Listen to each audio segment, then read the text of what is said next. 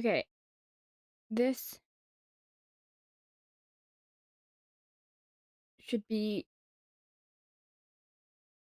better.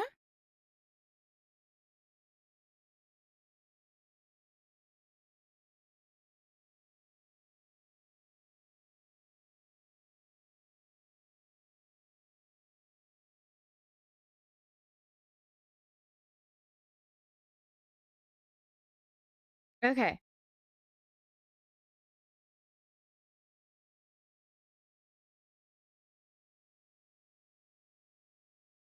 Hello. Hi. I'm just making sure everything's running properly. I'm still getting used to streaming on 2 places. If I'm right, we're on TikTok and we're on YouTube, in theory.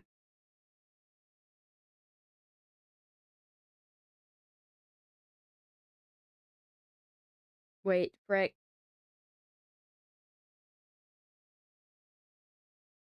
TikTok is still the one wrong title. Pause.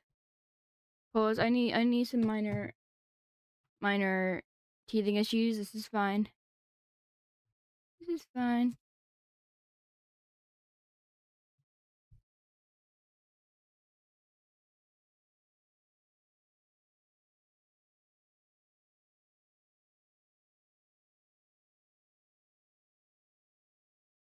Um,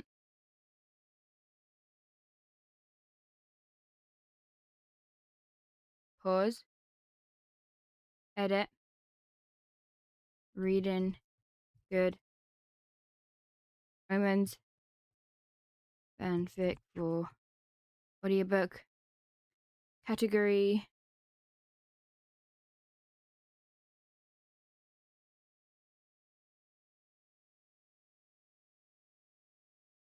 Um,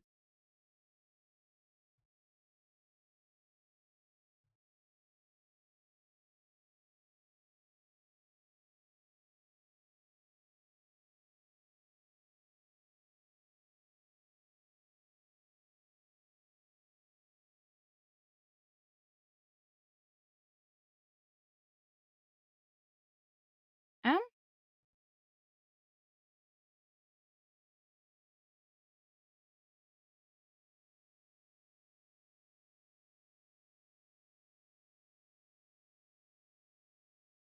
it's forcing me. Oh gosh. Wait. No. That's back. Okay. What the skibbity? Um,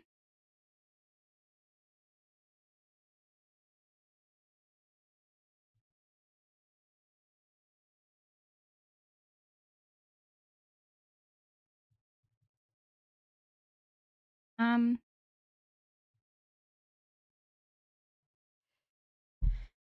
we will have to leave it as Life is Strange because I can't fix the category. Okay. Okay.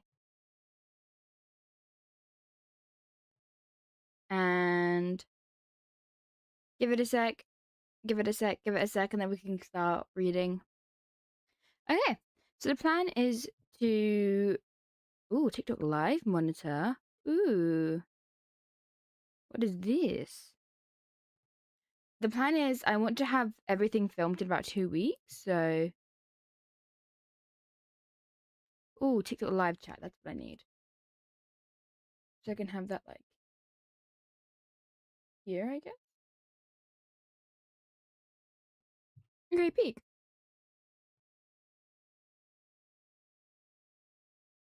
And I can go back to this. Okay.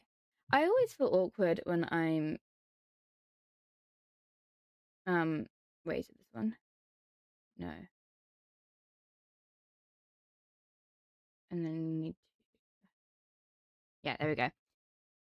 I always feel awkward when I'm reading these. Yeah. it's it's it's very much exposure therapy sitting here and reading these. Don't get me wrong, I enjoy them, but you know. Mm,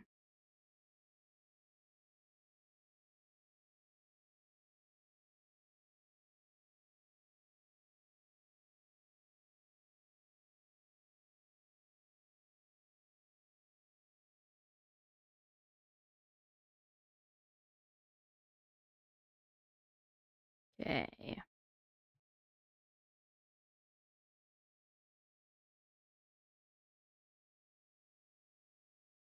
Yeah, I'm gonna have this document.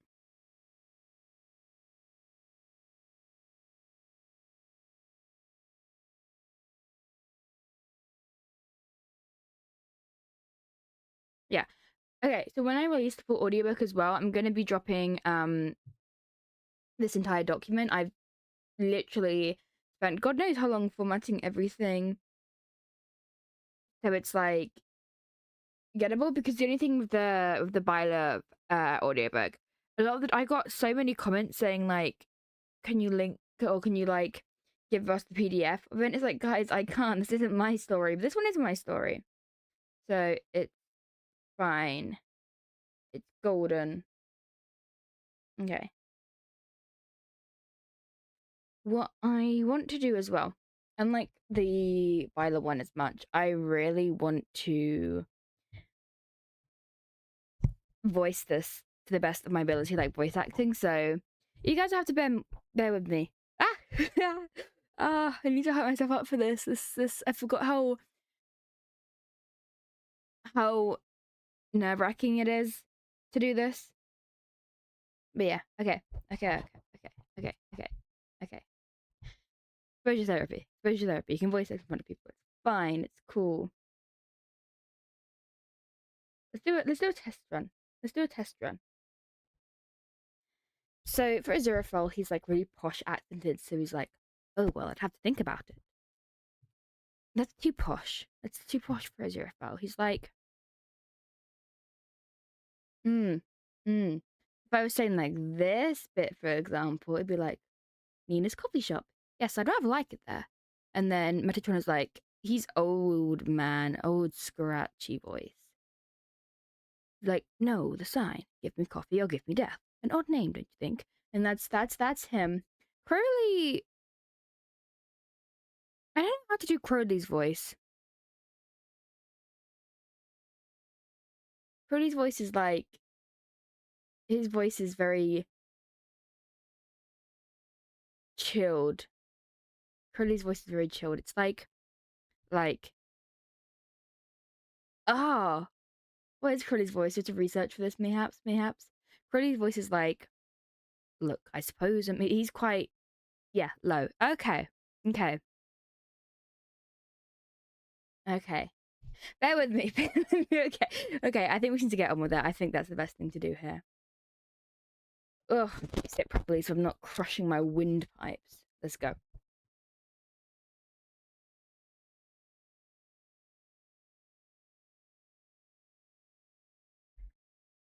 Chapter 1. No nightingales. Oh, well, I'd have to think about it. Return to heaven? Well, you couldn't deny he felt that familiar pull towards it. But he was also tethered on earth, happy here. He had his bookshop, he had friends, he had Crowley. Yes, he could never leave Crowley, nor would he want to. Ah, well, that words. Ah, well, that demon friend of yours. He could come with us, you know. He could be your second in command, Metatron enticed. This took aziraphale off guard. Crowley could come to heaven with him? He often saw Crowley's innocent face from when they met in his dreams. For a while, he'd assumed that's all they were, dreams. But could that version of Crowley really return? No, Crowley wouldn't want this. I'm afraid he'd be rather impartial to... You see that sign over there, aziraphale? No, that felt weird. Okay. You see that sign over there, aziraphale? Metatron interrupted, gesturing... There. Gesturing to Nina's coffee shop. Nina's coffee shop? Yes, I do rather like it there. No. The sign. Give me coffee or give me death. An odd name, don't you think? Metatron had a curious expression on his face, yet there was malice hidden under it. Aziraphale suddenly tensed. I suppose so. Suddenly, The coffee in his hands felt a lot heavier. Should he have drunk it? He felt sick. Funny. You should understand it well, Aziraphale. His eyes met the angel's. Since, after all, this is what I am proposing. Coffee or death. Surely you wouldn't. Metatron smiled in mirth as if someone had just told him a rather amusing joke. Oh no, don't be silly. Of course I wouldn't know. This is God's plan after all. You and that demon are just in the way. Quite frankly, you have both sinned. You honestly deserve a much worse punishment. However, in heaven, we could make use of you. You could be part of God's plan again. Otherwise, well, we'd have to stop you interfering. Aziraphale felt tense and thoroughly on edge. This was cruel. He and Crowley were meant to carve out their futures together, find their own little space in the vast, vast world. Perhaps there was a way he could have still gone to heaven after this, but proposed a deal, a way he could still visit Crowley in his bookshop whilst making a heaven Crowley would want to see. But Metatron was right. They had sinned, gone against God's plan. Even if he was in a morally grey area, even if he had changed, it was still wrong. What if I were to come alone? Crowley has a strong opinion on heaven. I doubt even I could convince him to come along. Metatron said, nah, bruv. I doubt even I could convince him to come along. Bleh, that's hard, that's too many C's. I doubt even I could convince him to come along. Metatron sighed, pursing his lips. Well, if Crowley refuses to come to heaven, I'm afraid he'd be out of our jurisdiction. However, I suppose if you were to stay in heaven and have no contact with him, that may suffice. But you'd have to swear not to visit him, else our deal would be broken. I am only offering you this position, Aziraphale, because I still believe in you. We wouldn't want this trust to be broken, would we, dear fellow? Aziraphale hid his hands under the table as they began to tremble. This would really hurt Crowley. This would mean the end of their bond, and only God knows what he'd be used for in heaven. But this was Crowley. Crowley who had saved him countless times. Crowley who had risked his own life to save Aziraphale's, yes. Who had risked his own life to save Aziraphale's so many times. Crowley who had burnt his feet in a church just to rescue this stupid angel. Crowley who it was his turn now to protect. I'm sorry, Crowley, my dear. It seems you won't be able to rescue me this time. All right, I agree to your terms. Just promise me you won't hurt Crowley. Metatron smiled. Why, of course I won't, as long as you follow these terms. Now, Aziraphale, why don't you finish your coffee? Aziraphale obliged. This is how things would be from now on. He matched Metatron's gaze, bringing the warm liquid to his lips. It was bitter. Stay calm, Aziraphale. Stay calm. He shifted his face to a smile. He could try and convince Crowley to leave Crowley alone. He couldn't bear it. And, deep down, he knew he could not bear heaven without Crowley beside him. But when he stepped in, he felt as if there were a lump in his throat. Still, he feigned excitement.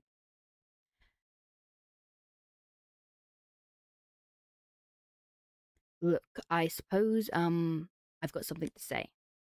Oh. Oh no. It wasn't really... No, he was overthinking. Surely. I know we ought to be talking about It's probably best if I start off doing all the talking. You do all the... I can't read in their voices. This is hard. It's probably best if I start off doing all the talking, you do all the listening, because if I don't start talking now, I won't ever start talking, right? No, this couldn't continue. He couldn't handle that now. Luckily, his restlessness seemed to come across as excitement, as Crowley didn't seem to notice anything. What's that lovely human expression? Oh yes, hold that thought. He could see Crowley's change in expression, but the bitter taste of coffee was a constant reminder of how things would go if he didn't do that. But the bitter taste of coffee was a constant reminder of how things would go if he didn't do this. Aziraphale began to recount his talk with Metatron, conveniently leaving out the part where his and Crowley's lives were threatened. No, he couldn't let Crowley carry the burden of this. He had sinned. He would take responsibility, and he'd be damned if Crowley suffered for it. And you told him where he could stick it then? Ah. He knew this was the likely outcome. He knew it. Yet the words didn't sting any less. Not at all. Well, regardless, he wasn't expecting Crowley to deny it that quickly. Oh, we're better than that. You're better than that, Angel. You don't need them. I certainly don't need them. Look, they asked me back to hell. I said no. I'm not going to be joining their team. Neither should you. They didn't need it, no. But their opinions weren't the only ones involved anymore. He had learnt now you cannot just ignore heaven or hell. No, they'd come for you. But, well, obviously you said no to hell. You're the bad guys. But heaven, well, it's the side of truth, of light, of good. He was beginning to doubt his own words. Tell me you said no. Crowley seemed desperate, pleading. Tell me you said no. Oh, Crowley, I wish I could have. I wish I could have. If I'm in charge, I can make a difference. It was his only hope. And with Metatron looming over him like that, he had little chance of making a difference. Still, he couldn't help but plead. Oh God, right, okay. No, this couldn't happen now. It just couldn't. We've known each other a long time. We've been on this planet for a long time. I mean, you and me. No. No, not like this. Not in this moment. Don't make it hurt more, Crowley. Crowley, don't make this more difficult than it needs to be. I could always rely on you. You could always rely on me. We're a team, a group. Group of the two of us, and we spent our existence pretending that we aren't. There was a nervous edge to Crowley's voice now. Aziraphale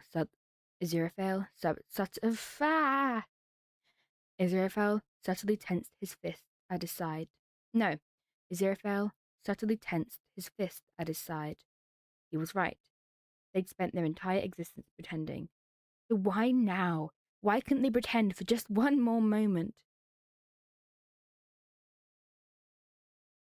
I mean, the last few years, not really. And I would like to spend... Oh, Crowley. He had paused for a moment, clearly agitated, unable to convey what he wanted to. But what hurt most was that no matter how he wanted to, Aziraphale could not say it, either. I mean, if Gabriel and Beelzebub can do it, go off together... No, Beelzebub, it's like a funny pronunciation. I mean, if Gabriel and Beelzebub can do it, go off together, then we can. Just the two of us. We don't need heaven, we don't need hell, they're toxic. We need to get away from them, just be and us. You and me, what do you say? Ah, how simple Crowley saw the world. Of course he wanted to run off with Crowley. The earth was precious, too.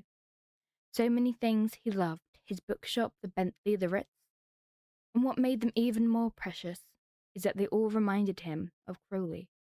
He couldn't leave that, even if he wasn't being held at book point.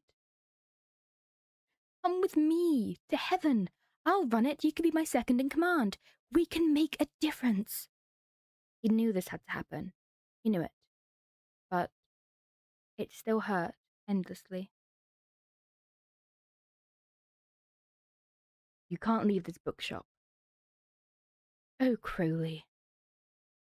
Nothing lasts forever. No, it didn't. And he was foolish for thinking he could enjoy this peace much longer. With heaven and hell always watching them? No, it would always come down to this. No. No, I don't suppose it does. Good luck. Good luck, Crowley! This was it. This was it. But oh, this couldn't be it. He couldn't do this alone. His facade of an excitable angel broke away until he was just a hurt, desperate soul. Crowley, come back to Crowley, come back to heaven. Work with me. We can be together. Angels, doing good. Please, Crowley, I need to know you'll be safe. I need to stay by your side. I need you. Oh, that line, frick. Oh, it's, in the original book, it's so sad. In the show, And there it was. No, this was too desperate. He couldn't let it slip like that. Crowley, please understand. Understand that I need you there with me. Understand that even if I can't, you can fix heaven. That you are so brilliant that you just might do it.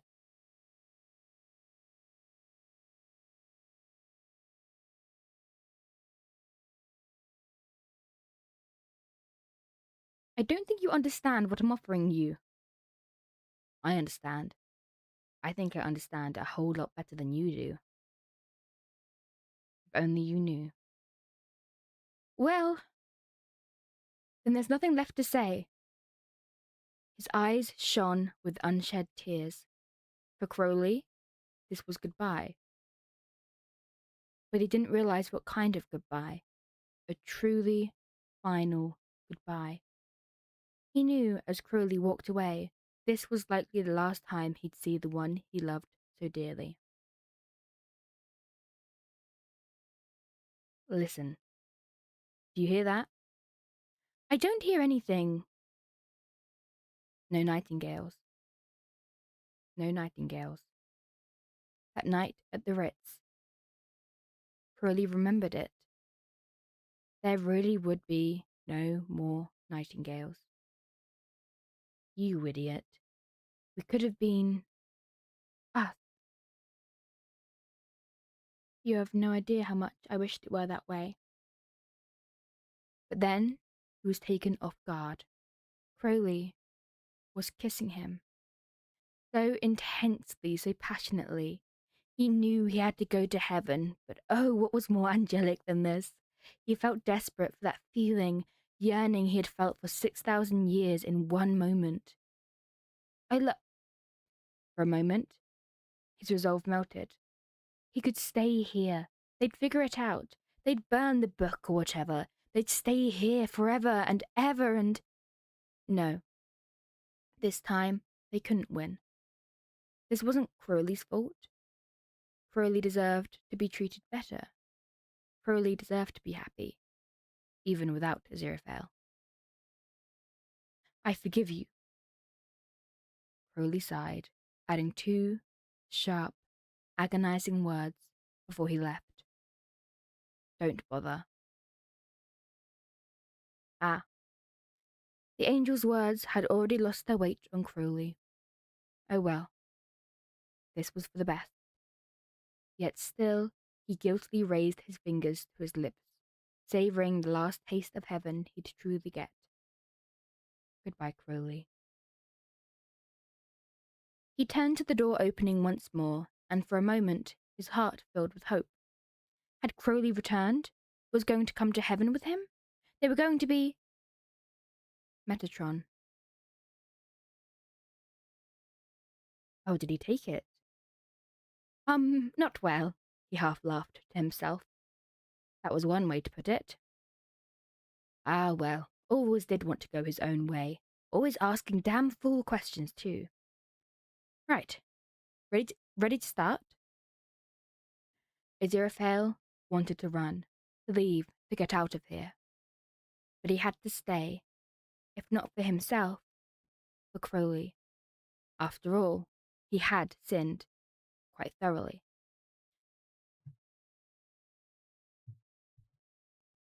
Ignore this isn't happening. At least, is it really quiet? Is this, wait, I'm gonna check real quick.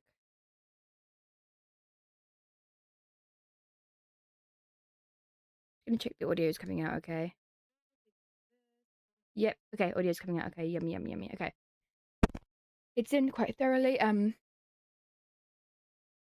least only Aziraphale had to bear the burden. Crowley would never have to know. From now on, he vowed to protect Crowley at all costs. Still, he couldn't stop his mind from wandering. But, my bookshop. Metatron showed only a glimpse of annoyance. He was good at this. Yes, well, for now I've entrusted it to Muriel, so it should be in good hands. For now. He didn't like the sound of that.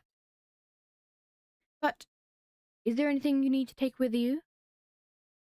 Oh, there were so many things he wished to take. His books. No, his entire shop.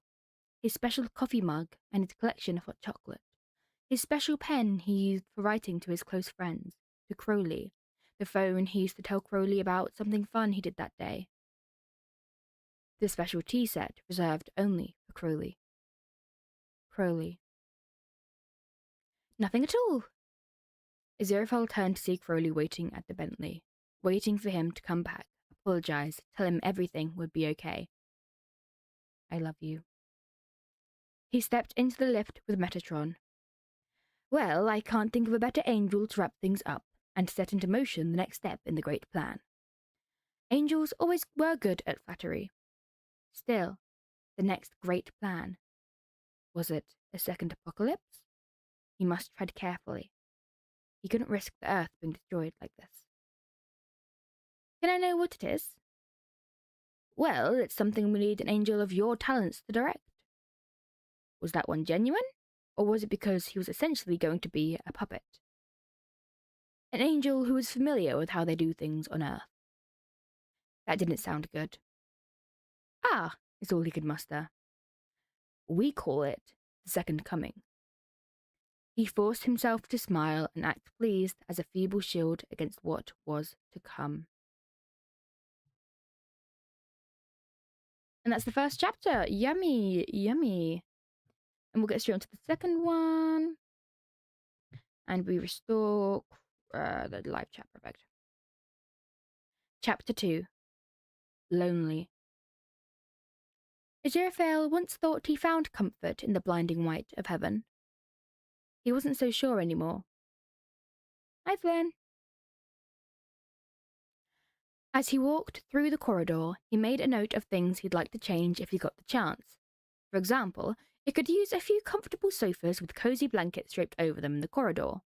Oh, and there should definitely be a nice carpet along the floor. This one was much too noisy and shiny. This lighting as well. It would do much better to have lamps. Much more homely. Maybe that wasn't the best for a typical professional workplace, but this was heaven, for pity's sake. It should be warm and welcoming and... Aziraphale. Metatron's voice broke his tranquility. What am I doing? I'm reading, making an audiobook. I'm reading a story I wrote for audiobook. Yes, so people can listen to my story. You're not a prisoner, you know, so you don't need to look so on edge. Restricting your access to Earth is simply a precaution, you know, to keep the plan chugging ahead. You know this is all for the greater good. Indeed. Perhaps it was for the greater good, but everything Aziraphale deemed really good was back on Earth. Finally, they stopped before the door. A little metallic placard was sitting against the door. Gabriel was ingrained into it in a small, neat font. Aziraphale gulped. Ah, this was meant to be cleared off when you came. Really, some angels are so lazy. How you doing, though, Flynn? How you doing? Metatron swiped his hand, and the placard's letter slowly changed to Aziraphale. It was in this moment that it really sunk in that this was all happening. He was trapped. He was never going to see Crowley again. It took everything within him to remain calm, to not break down. Metatron opened the door for Aziraphale. Aziraphale, on autopilot, stepped into the empty, white room. All that sat there was a simple desk and chair and a small, fake plant, a feeble attempt to make the room look more welcoming. No, sorry. A feeble attempt to make the room more welcoming. Right, I'll let you get settled down then. I took the liberty of bringing a touch of earth here for you. I understand this must be a lot to take in. I'm sure you're very proud of yourself. We'll have a meeting to reintroduce you to everyone later. Cheerio. And with that, the door closed. Aziraphale sighed.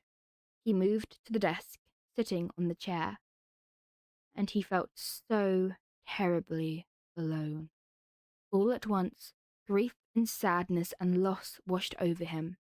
One angelic tear fell, then another. He covered his mouth to stop the sobs escaping, as finally it was all too much. Shakingly, he reached into his jacket, pulling out the photo from the magic trick all those years ago. His hand trembled as he looked at it, before placing it against the plant pot. This was all he had now. This was all he had now of Crowley, could ever have. A small picture could never fill the demon-sized crater left in his heart. He placed his head in his hands as he rested his elbows on the table. He couldn't stop the tears. This was wrong, so wrong. How could a place so holy cause such hellish pain? He was shaken from his grief when a knock resounded at his door. Who was this? Had Metatron come back to mock him? Surely Crowley hadn't come to save him. He quickly wiped his eyes, clearing his throat in an attempt to hide his previously shed tears. His hands shook as he reached for the doorknob. I was surprised to see Muriel there. Muriel, I thought you were meant to be watching the bookshop. Yes. Well, it's night on Earth now. I'm so sorry. I know I'm a low-ranking angel and everything, but... Aziraphale smiled fondly at the innocent angel. All is well, Muriel. I'm not going to be like the other archangels. All is well, Muriel. I'm not going to be like the other archangels. Let it be known that you may visit me whenever you need to. Muriel seemed caught off guard, but they then beamed with happiness before looking more conflicted. Oh, right, thank you. Well, I suppose it's just that you and your demon friend... Well, I think you're friends, but you could be more... Do you mean to ask if we're okay? Well, we've just had a rather large disagreement. All will be well in due course. He hoped he sounded believable, because quite frankly, he didn't believe it. Well, he knew it wasn't true. All in his due course was being Metatron's puppet, but Muriel, sweet Muriel, was still untainted, still wholly in whole. It's just, well, I didn't mean to intrude, because obviously I'm a much lower angel, but your eyes do seem to be really red. Oh goodness, he hadn't even thought of that. Even if he is in heaven, he was still in his human-like body. Therefore, he would be expressing emotions. Oh, you see, humans have this tradition, you see? They're often so overcome with emotion when they arrive at a new job, they simply let out some tears to expel some emotion. Let out some tears to expel such emotion. I've been on Earth so long, I can't say it, tradition. Tradition? Such tradition is hard to let go of, I suppose. I can't say it, oh my god. Tradition? Such tradition. It's not tradition, oh my goodness. Such tradition is hard to let go of, I suppose. That really was a rubbish excuse. Muriel seemed befuddled. Oh, okay, I'll keep that in mind. I should probably cry a bit at the bookshop, or else the other humans will get suspicious. I didn't know you had more than one job, though. I'd expect nothing less from Head Archangel. The bookshop. another dagger to his already bleeding heart. At least he could trust Muriel to some extent. Now, remember, under no circumstances must you sell any of those books. Suddenly, without thinking, he added another clause. Unless it's Crowley. He can have access to the books. In fact, the whole bookshop if he wishes. Yes, this may be a good way for Crowley to vent. Whilst he cared so deeply about his books, he cared about Crowley more. Maybe Crowley could find some solace in the books, could tear them, burn any memory of aziraphale. Yes, that was for the best. It would put aziraphale's mind at ease, too, if his heart was unsalvageable. If his heart was unsalvageable. But wouldn't I get in trouble then? Metatron really did want me to keep a good care of the shop. Aziraphale shook his head. No, don't worry yourself with that. It's my bookshop after all, isn't it? You won't get in trouble. Besides, I'm head archangel, aren't I? Surely I get a say in the matter. Muriel seemed unconvinced for a moment. Then they smiled and nodded. You're right. Okay then, thank you. Aziraphale nodded. No worries, young one. And thank you for looking after my bookshop. Muriel was taken off guard by this. They looked rather confused. No one has ever thanked me before. Aziraphale felt a pang in his heart, but he hid it behind a smile. Well, I believe you are owed many more. I shall ensure to make it up to you. Muriel then smiled back, waving the hands in front of them. Oh, well, I wouldn't bother. I'm really nothing compared to you. Muriel. They were again caught off guard, looking up in shock at the sudden change in tone. Aziraphale's astounded expression changed into a soft one. You must never ever doubt yourself like that. You truly are a wonderful angel. Don't forget that. I'm adjusting my chair. Oh my goodness. Okay. Muriel simply stared at Aziraphale for a few moments, stunned. They had settled as a low-ranking angel, gotten used to the lifestyle, adjusted. So why did it make them so happy to be complimented like this? Well, I'll keep that in mind, thank you. Oh, don't bother, Aziraphale replied cheerily. You really do deserve a lot more praise. Muriel nodded, still looking a little befuddled. Right, yes, definitely. Well, goodbye, good luck with all the new Archangel things. Muriel then quickly stepped out of the room, shutting the door swiftly. Strange. Even though his heart was sad for a whole number of reasons, it did feel a little warmer that he had already made a difference. Maybe he could change heaven for the better. Maybe. But Bear 5? What the fuck? Oh, sorry, language I'm on TikTok too, I can't swear. What do you mean Bear 5?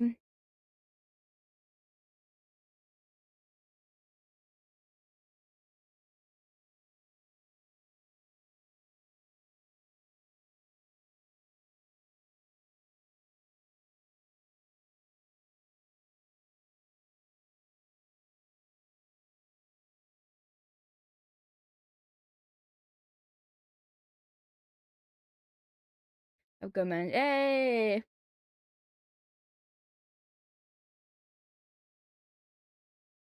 We love Good Omens. Why? Okay, we just have a loaf screaming in the chat. Incredible. And then, yeah, Good Omens is peak. Good Omens is so peak. Yeah, I wrote this like 3 years ago. And I was like, why not make an audiobook of it? Okay. Maybe he could change heaven for the better.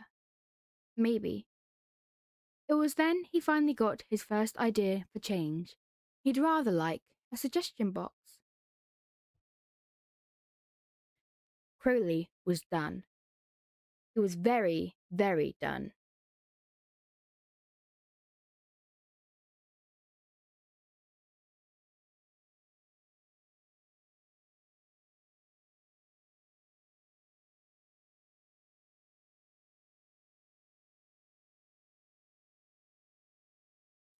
Done with heaven, done with hell, done with Gabriel and Beelzebub, done with the Ritz and that damn bookshop and that damned angel, and... He suddenly pressed the brake on his Bentley as he realized he had nearly driven into a car pulling out. He smashed his hand on the steering wheel, growling. Stupid angel. Nearly drove it into another car, nearly broke the Bentley. The Bentley. Sorry, my bad. I didn't mean to. Oh, this is all so stupid. He quickly swerved into a nearby field and placed his head on the steering wheel. He wouldn't cry over this. He was stronger than this. Stronger than any of this. And yet, somehow, the Bentley's sneering? Yes. The Bentley's steering wheel became laden with tears. Oh, aziraphale, why'd you have to be so stupid? Heaven would never change. He knew that. He knew that the moment his wings burnt. He was cast away as he watched his canvas of stars grow further and further away. He knew heaven had turned its back on him. He was so angry at aziraphale. How could he trust so blindly, forgive them so easily? If not for him, at least take the grievance at how heaven treated you, aziraphale. No, if not for him, at least take grievance at how heaven treated you, aziraphale. God, the stupid, selfless angel. But no matter how broken his heart was, he couldn't deny he worried more for aziraphale's. He could admit his own was broken, charred, burnt, crushed on, trampled, silenced, barely held together. But aziraphale's was pure and gentle, everything heaven should be and isn't. Oh, you stupid, stupid, stupid idiot. Why did you go where I can't follow? He spent the night once more in the Bentley. For that night, it felt much colder. And that is 2 chapters down. Holy peak. Holy peak. I wish TikTok would stop, closing the chat pop up there. There we go. Okay. Chapter 3. Traditions. It had been a month. A whole month since aziraphale had left for heaven. An entire month where aziraphale didn't spare a second thought for him, didn't even consider what Crowley had been up to. Well, he knew aziraphale didn't match his feelings, but he was hoping aziraphale still thought something of their time together. Even for a demon, 6,000 years was a damn long time. Perhaps he had too much work to do in heaven. After all, God did still seem set on another round of the apocalypse. But then, aziraphale wouldn't endorse that. Regardless of the angel's feelings towards him, aziraphale still cared deeply for Earth, for the bookshop, for the humans on it, maybe even for the Bentley. And he hoped, at least, a little bit of love was left for him. Even if it didn't feel that way at the moment. Crowley would stay in the Bentley or take over the bookshop. Stay in the Bentley. Resist coming to the bookshop, but still do it anyway. That's my bet. I think he can't stay away from the bookshop. He's going to tell Muro not to say anything that he's been there, and Muro will be like, oh yeah, and Crowley was here. Oh, but he said not to say that, which would be really cute.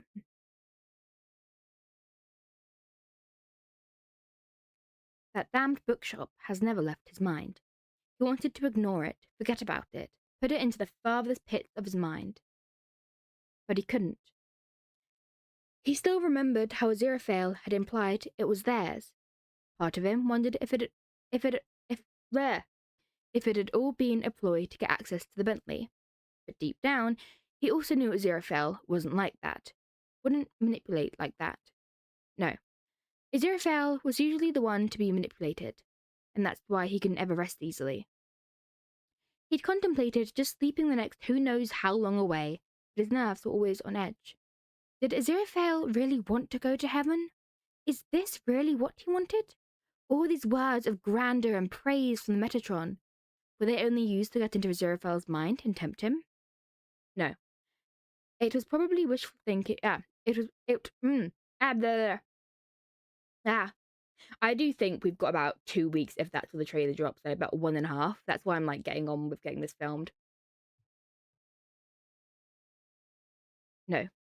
It was probably wishful thinking on Crowley's part. Aziraphale had chosen heaven over him of his own accord. That was a fact.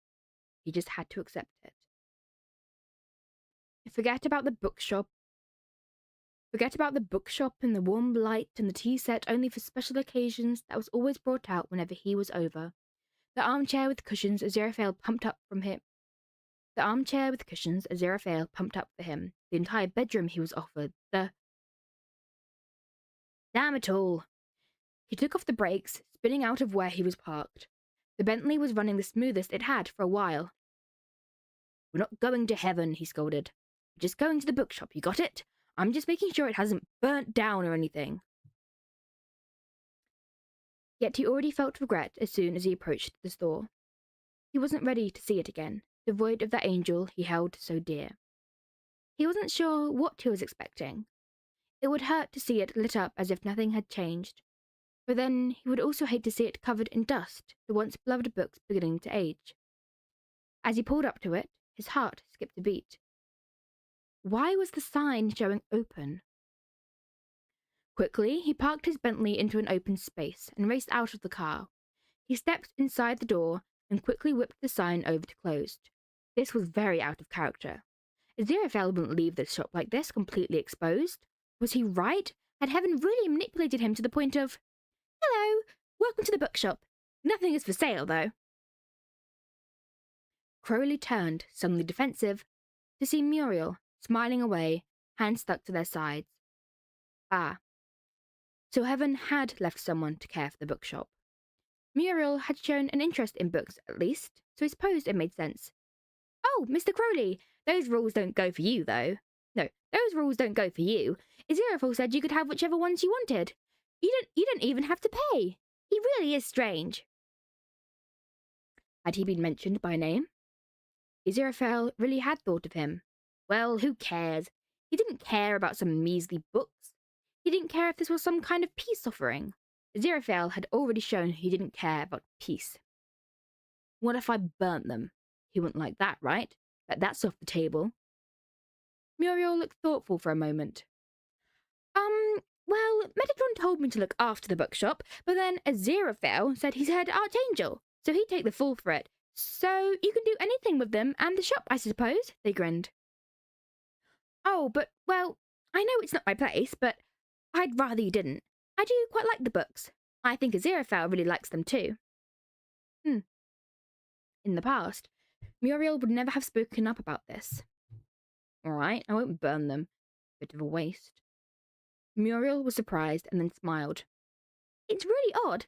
I'm used to being ignored, but you and Aziraphale both are so nice to me and the other low-ranking angels. Oh, but not that the other angels aren't nice. I know my place, but you two are extra nice to me. It was to be expected. Aziraphale had always been very kind. Still, he felt rather empty. Aziraphale really was thriving in heaven, making a difference. Already, Muriel and their co-workers felt the difference, and that was only in a month. Had he been wrong?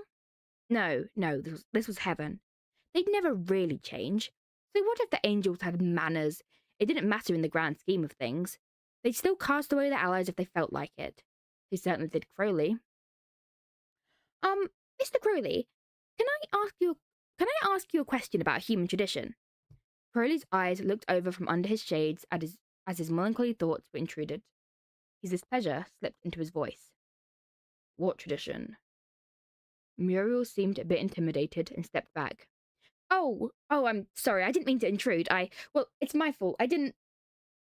Crowley sighed, placing his hands on his hips. Right, my bad and all. What is the tradition? I got an ad. No, I'm sorry. I forgot I had ads. Don't worry, you can rewind because it's the stream, and also I'm going to edit the whole thing and make it like its own video with like a customized art that I've commissioned. It's going to look really cool in the end. This is just filming it. The final version won't have all my yapping in it. Muriel still looked a bit anxious, but continued. Well, you see, I went to see Aziraphale one day, and I noticed he had been crying. He said it was like humans often cry when they're excited about their new tradition. Aziraphale had been crying? It should make Crowley feel better, that Aziraphale was suffering even a fraction of the pain that Crowley felt. But in all honesty, it made him feel bad. And what made it even worse was that it gave him hope. That Aziraphale still cared, But Aziraphale felt heartbreak. But Aziraphale didn't want to go to heaven. That he wanted to come back to Crowley's waiting arms, and no, it wasn't true, or Aziraphale wouldn't have left, and he wouldn't forgive that easily. It was only then that he noticed Muriel looking at him expectantly. Ah, he's meant to respond, right? He placed a hand onto the chair, leaning against it. Well, yes, that is the common human tradition, to shed a few tears and no one will suspect you're an angel.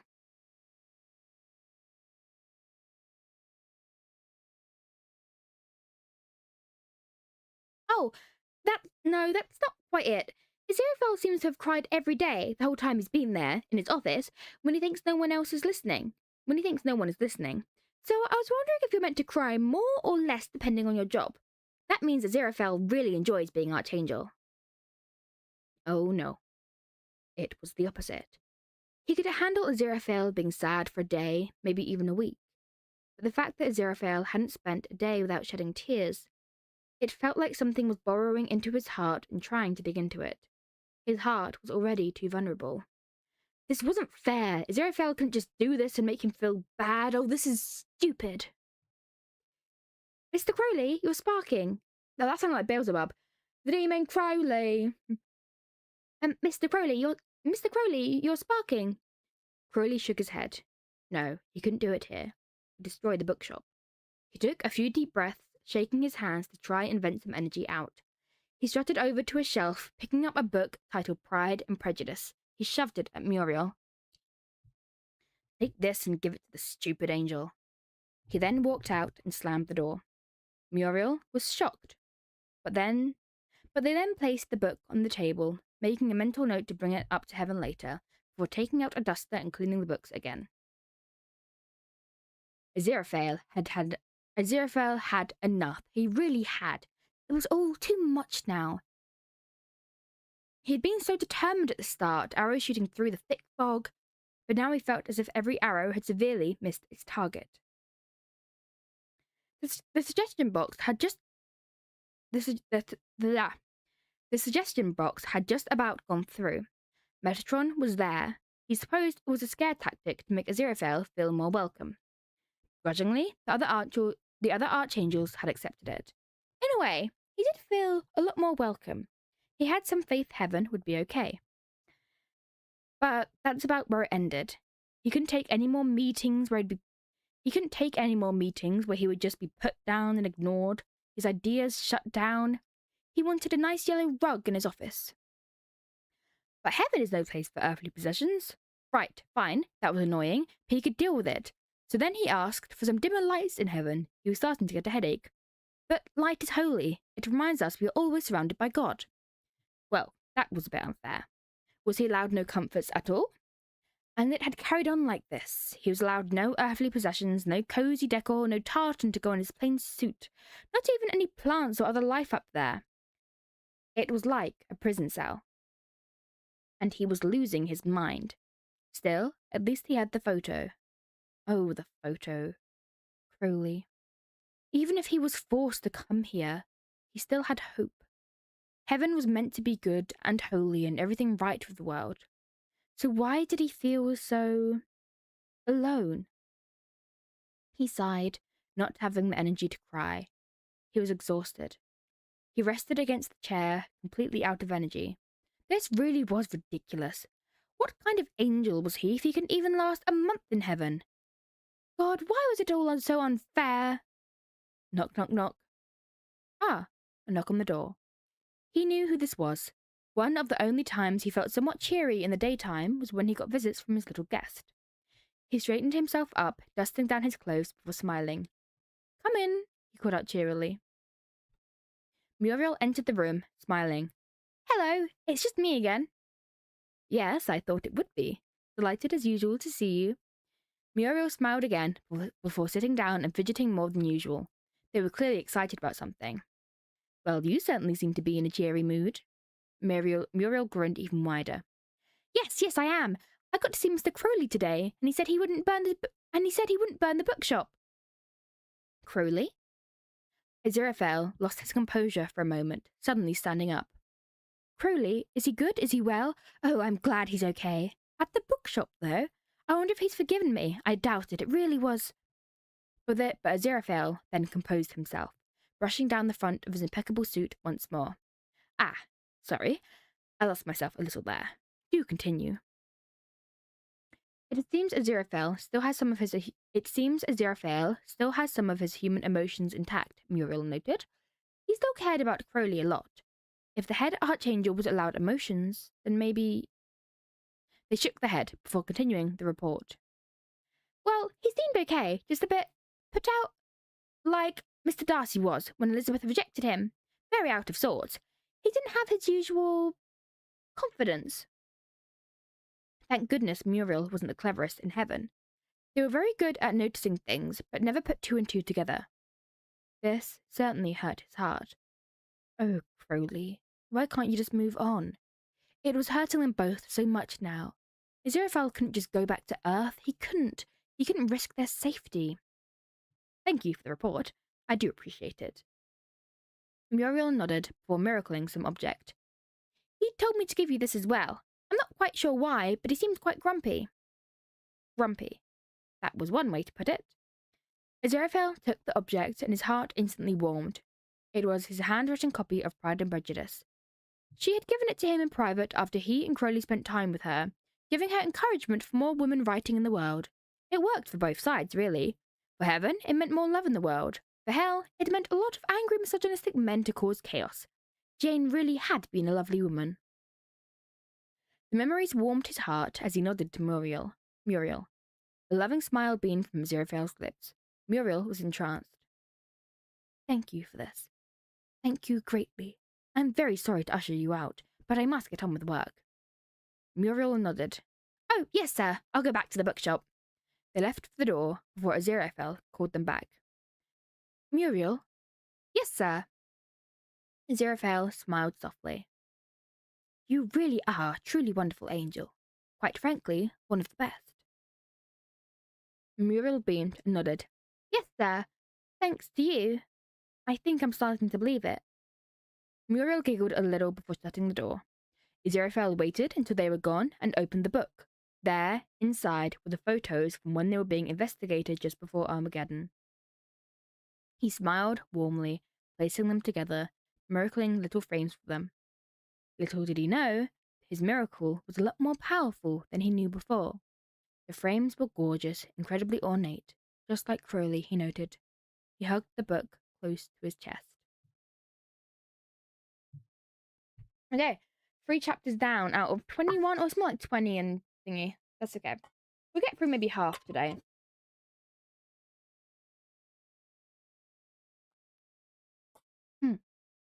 Hydration. And then we can read more. Let's go. Get up, TikTok. No, click start recording. Get up, TikTok chat again. That one. There we go. Chapter 4. Hot Chocolate. Aziraphale smiled happily as he poured hot milk into the mug. Since Metatron hadn't noticed the book or the photos,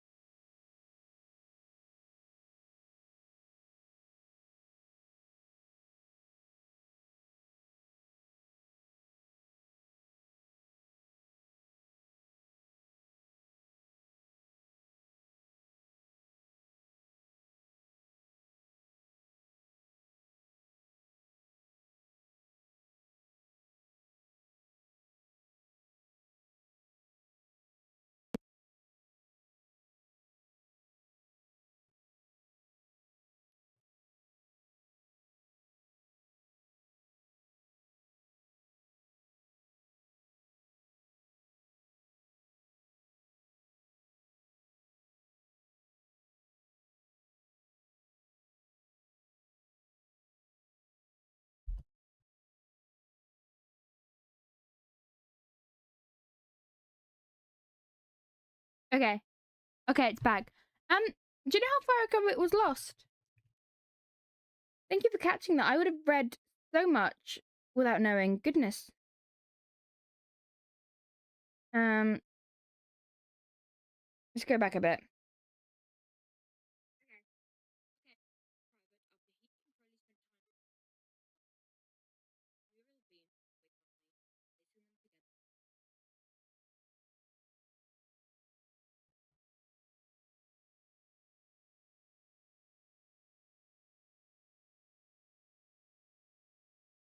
Oh, we lost the entirety.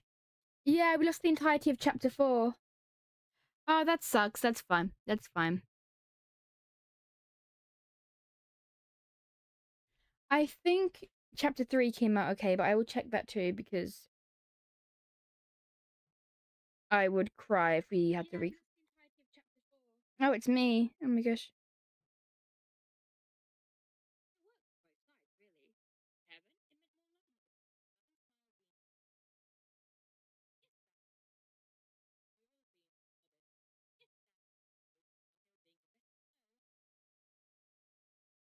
Okay, that's fine.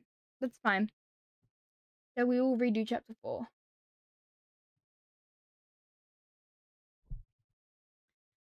Okay. Sound is coming through again? Okay. Chapter 4 Hot Chocolate. Aziraphale smiled happily as he poured hot milk into the mug. Since Metatron hadn't noticed the book or the photos, he realized he was able to take some liberties. Yes, he couldn't exactly start a revolution, but that didn't mean he couldn't start sowing the seeds. Muriel watched him curiously. I still don't get it. What's so special about hot milk? Aziraphale put his finger up, talking excitedly. My dear Muriel, the magic is still yet to happen. Muriel suddenly looked very excited. Oh, you're performing a miracle? I love watching them. Aziraphale chuckled, gently putting a few spoonfuls of hot chocolate into each cup and stirring them. A sweet aroma began to fill the room, and for a moment it really felt as if he were in the bookshop. His special snake companion was no longer here, and the hot chocolate could only simulate the warmth. But still, it was comforting. He picked up the mug, passing it to Muriel. Lovely story. Thank you. It starts off slow. It's still quite slow here, but it does really escalate in the second half. It's a jump scare. Please give you the thank you. Now, be careful. Very hot. Muriel then looked a bit anxious, staring at the cup as if it were about to attack them. Clearly, they'd never drunk anything before. Okay, I'm not tricking you. Just sip it if you're not sure. Are you trying to test me? Isn't this temptation? Aziraphale chuckled again, placing his hands around Muriel's holding the cup. Muriel again looked anxious, looking up, only to find warmth in Aziraphale's eyes. Don't you worry. I'm Head Archangel. I'm too holy to tempt you. Muriel looked hesitant for a moment, before Aziraphale released their hands and they took a quick sip, eyes squinted and anxious. But then their eyes widened in surprise. It was delicious. Quickly, they began to gulp more. Aziraphale looked at them in surprise. Be careful. Remember, it's very hot. Muriel paused for a moment before nodding and proceeding to finish their whole cup. They had hot chocolate around their lips, which they quickly wiped, before realizing they'd left a brown mark on their sleeve. Oh no, I'm really sorry. I didn't mean to soil my heavenly uniform. Oh, I'm so sorry. Aziraphale smiled once more, and with one swipe of his hand, the stain was gone. Muriel looked at the sleeve in surprise, then turned to Aziraphale, a little shy. Could I maybe have another one, if that's okay? Aziraphale was convinced Muriel really was the purest in heaven. They were so kind and had such a gentle temperament. He picked up the tray of hot chocolates, gesturing to Muriel. Help me carry these trays into the meeting, and you're welcome to another one. Just make sure to use a serviette next time, instead of your sleeve. Muriel nodded excitedly, taking the tray a little too enthusiastically, and nearly knocking some of the cups over. Aziraphale chuckled once more and led the way into the meeting. The archangels were already sat there, looking displeased. This was one of the meetings Metatron would be attending, he realized. He was standing, asserting his authority over the other archangels. Aziraphale turned to see that Muriel was a little on edge. He flashed a smile, tilting his head to indicate Muriel to follow before entering the room. He placed the tray on the table, and Muriel followed suit. He passed a biscuit and mug to them, which they gratefully accepted, and hurried out of the room after their momentary confusion at the biscuit. He didn't blame them. It was a thoroughly unpleasant atmosphere in here. Still, he began to hand out the mugs to each of them, each on a netted coaster. He then placed the biscuits in the center. He moved to Metatron, offering a mug. Here you go. Trust me, you'll enjoy it. Metatron narrowed his eyebrows. You offered me a coffee once, remember? I'm simply returning the favor. Hot chocolate really is scrumptious. He smiled, but it was clearly fake. He took the mug, but as soon as Aziraphale's back was turned, he placed it onto the table. Aziraphale heard the clink of the mug hitting the table, but chose to ignore it. He knew it was likely to turn out this way. He knew it was likely to turn out this way. It didn't faze him. He finally sat at the table himself, taking his hot chocolate and gleefully taking a sip. Delicious. The other archangels seemed to visibly recoil. Aziraphale found it ridiculous. Metatron's eyes narrowed once more. Aziraphale, is this not temptation? I'd expect better from an archangel. Aziraphale simply smiled. Oh, of course not. You slander me, Metatron. I'm simply spreading more love throughout heaven. Besides, I'd have fallen by now if it really was temptation, correct? The other archangels once more recoiled. The idea of falling was terrifying to all of them. But then they couldn't help but get a little bit excited at the idea of Aziraphale falling. Then heaven would get back on track. Cheers, he smiled, gesturing the mug around the room. Come on, let's just get on with it, Seraquiel declared before bringing her shaking hand to her face as she began to try it. She took a sip, and shockingly, it wasn't bad. She proceeded to take another sip. It's actually quite good. Aziraphale clapped his hands excitedly before gesturing to the plate of biscuits. Try one of these too. I promise it's not a sin. I'm head archangel after all. I can allow this. Don't mind if I do. Seraquiel then reached for a yellow-looking biscuit, clearly the most heavenly-looking. They hesitantly took a bite, and again, it was good. That's a custard cream, Aziraphale pointed out cheerily. Finally, the other archangels began to hesitantly try the hot chocolate. Funnily enough, most of them liked it. Michael was the only one that showed instant distaste. I'm not a fan, she spoke sultily. Ah, I always did expect you of being a coffee fan. Well, try ginger snap instead. They seem more your taste.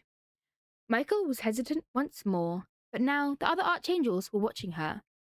Her hand trembled as she reached for the biscuit, as Aziraphale had indicated. She could do it. She was a strong archangel. This wouldn't kill her. She took a small bite, then another. The biscuit didn't last long. Did you like it? Asked Aziraphale, bemused. Not too bad, replied Michael, nonchalant. Right, now the festivities are over. Could we please get on with the meeting? Metatron huffed. It wasn't often Metatron lost his temper. The other archangels suddenly lost interest in their drinks, yet they couldn't help their eyes wandering over every now and then. The meeting passed a little easier this time. Finally, the meeting concluded. Aziraphale began to tidy up the mugs once more, humming to himself. Oh, if he could show Crowley this. He really had made a difference. Heaven just needed guidance. Suddenly, he was aware of a presence behind him. His nerves were suddenly on edge. Was he to be punished for this? Oh, goodness, no. He'd just risked Crowley's life once more. Why couldn't he just... Ah. It was simply Michael. He turned, smiling. How may I help you? I do apologize for the lack of coffee. I'll ensure we have that next meeting. Michael nodded. Over the Michael like the ginger snap. Yeah, I remember because I wrote this years ago, but I remember thinking in my head which they would eat, and I was like, well, the most kind of glowy biscuit I would say is a custard cream, and the ginger snap is more Michael's personality. It's just I did sit there and think for a while which biscuit would they have. What would Crowley have? Crowley would either have like the bitterest dark chocolate biscuit you've ever seen, or the sweetest possible one. I feel like it's one or the other. How may I help you? I do apologize for the lack of coffee. I'll ensure we have that next meeting. Michael nodded. Great. I have to say, well, as much as I hate to admit it, I think you did well, aziraphale. I'm a proud angel, but that doesn't mean I can't admit when another angel has done well. Aziraphale put his hands together as he beamed happily. Oh, I'm so glad you think so. I was thinking, maybe we can get some up throughout heaven. Michael looked surprised. I'm afraid we can't do that. The lower-ranking angels would stop working for far too long. No, this is clearly something for the higher ranks. Aziraphale was stunned for a moment. They'd just discovered something so wonderful, and yet they wanted it for themselves only. Surely that wasn't fair. Michael, surely you must understand how cruel that is. Heaven is built on love, not a hierarchy. Since when did heaven become so selfish? Michael simply shook her head. Aziraphale, you have much to learn still. Heaven won't magically fix itself like that. These days, the only way to function is a hierarchy. Aziraphale had a sad expression in his eyes for a moment, before he changed his expression to look more determined, even if the fire blazing in his heart was beginning to dim. Well, I'd still like to try, he huffed, beginning to storm out of the room. Suddenly, Michael called out his name. He turned, looking unimpressed. Can I have some more of those ginger snaps, please? No, he replied, angry. I don't know why that made me laugh. Just no, he replied back angrily. The audacity of these angels. After speaking like that to him, abusing the lower ranks, well, he never. She later found several packs on her desk. He returned to his desk. He later found several packs on her desk. He returned to his desk, slamming the trays down angrily. He sat on his desk, placing his head in one of his hands. Why was everything so difficult? He sighed. This was never going to be easy, he knew it, but still. Yet horror filled his veins as he looked to see a note with impeccable handwriting on his desk. It could only be from Metatron. Tread carefully, aziraphale. Why had he done that? Why had he shown he still cared? He just wanted to move on and get it over with. Aziraphale clearly didn't see him in the same way. It was obvious. So why couldn't he move on? He reached into his jacket, clumsily and angrily opening his flask of whiskey before chugging a few good mouthfuls. It burned. He didn't care. He just needed to drown out his feelings for aziraphale. Stop his stupid heart from being all touchy and loving. He was a demon for somebody's sake. He wasn't all about this stupid stuff. But every time he thought of aziraphale at his desk, alone and crying, he couldn't bear it.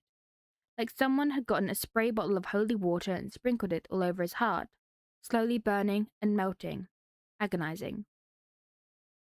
He took a few more big gulps of whiskey. Why wasn't this working? It had stopped he and aziraphale from worrying about the apocalypse so much, even for just a few hours. So why wouldn't it offer some relief now? Another gulp. He and aziraphale drinking in Rome. One more swig. Drinking in the Ritz. One big chug. They were meant to have an extremely alcoholic breakfast at the Ritz. Bastard! Finally, he took the metal flask and launched it at the floor. Tears began to slip down from under his sunglasses. This was so stupid! He placed his head on the steering wheel, gritting his teeth. God, you better be listening to me. If you harm a single hair on his head, I'll come up there and destroy you myself. He gripped the steering wheel intensely, filled with rage, before his fingers relaxed and he slumped over further. Please protect him. God did not reply. And that is another chapter done. I think things wrapping up in this next chapter. Just needed some yummy intro. Okay, so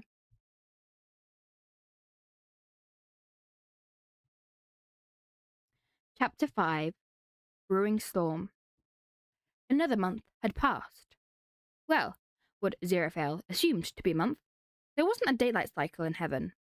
No, only pure, blinding light. He still harboured his adamant dislike of them. However, he had grown a little more accustomed. He really did miss his quiet evenings in the bookstore. And oh goodness, did he crave a nice evening nap under his favourite slightly rough blanket on his favourite chair, the heater on for a warm winter's evening, Crowley near him on his armchair. Yes, Crowley's armchair. Though Aziraphale wouldn't admit it, he found the best use of said armchair was being Crowley's throne. Welcome back! I saw little boys in the background. Wait, did I show my... Yeah, I've got... my background screen is Byler.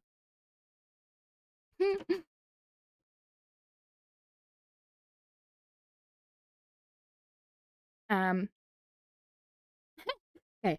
Still, he had some amenities. That's the word, yes. Still, he had some amenities in heaven now.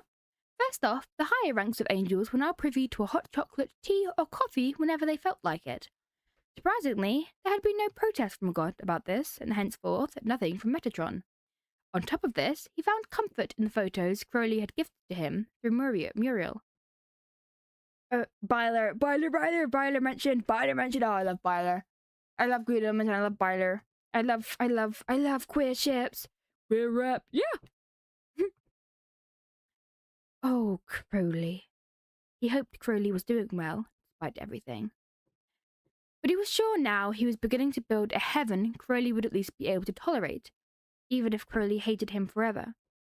He refused to contact Crowley, even risk finding out how Crowley was. Not that he'd technically be allowed to. It was driving him insane, but Crowley would be okay. He had to. Or else Aziraphale was doing all this for nothing. Crowley would be okay. He had also encouraged lots of other small things to heaven that technically weren't sin. For example, Aziraphale had found a way to show individuality, whilst not removing his angel status.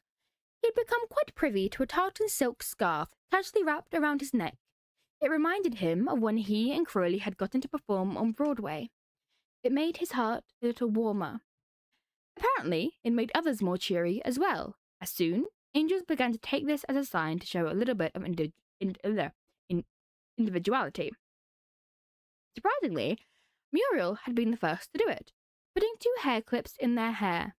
They brushed it off as it made it easier to see their work, but once, when Aziraphale walked past their desk, he noticed them checking their appearance and smiling giddily over the hair clips. Interestingly enough, however, he noticed he wasn't technically the first archangel to show interest in their appearance. Michael, for example, was apparently a fan of small earrings, subtle but not too much so that it would be unnoticeable. This interested Aziraphale. He was terrified at first, and so devastated. And he really missed Crowley. And he still really missed Crowley. But maybe, just maybe, heaven was returning to the way it was supposed to be. Hi, welcome in, Libby! We're reading my fanfic to turn into an audiobook. Yeah. He was doing a rough sketch of his new design for a suggestion box when a sharp knock resounded from his office door. He pulled the front of his blazer a little bit, smoothing it, before opening the door to what he expected to be Muriel. He was wrong. There stood the Metatron, smiling away. This was thoroughly unnerving. As of late, he hadn't seen Metatron in a good mood for a while. Metatron wasn't a fan of how heaven was slowly shifting. And of course, there wasn't much he could do, since Aziraphale kept coming up with technically valid reasons why new concepts in heaven weren't against the rules. Aziraphale, come with me. It is time for our meeting regarding the second coming. Aziraphale felt a chill run down his spine. Oh no. He had been so distracted with little pleasantries that he had completely forgotten one of the major things he must do here.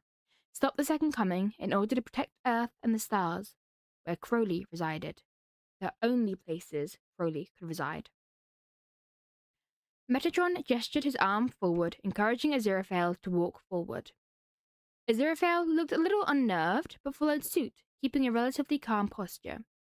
Metatron turned, adding in cool but adding in a cool but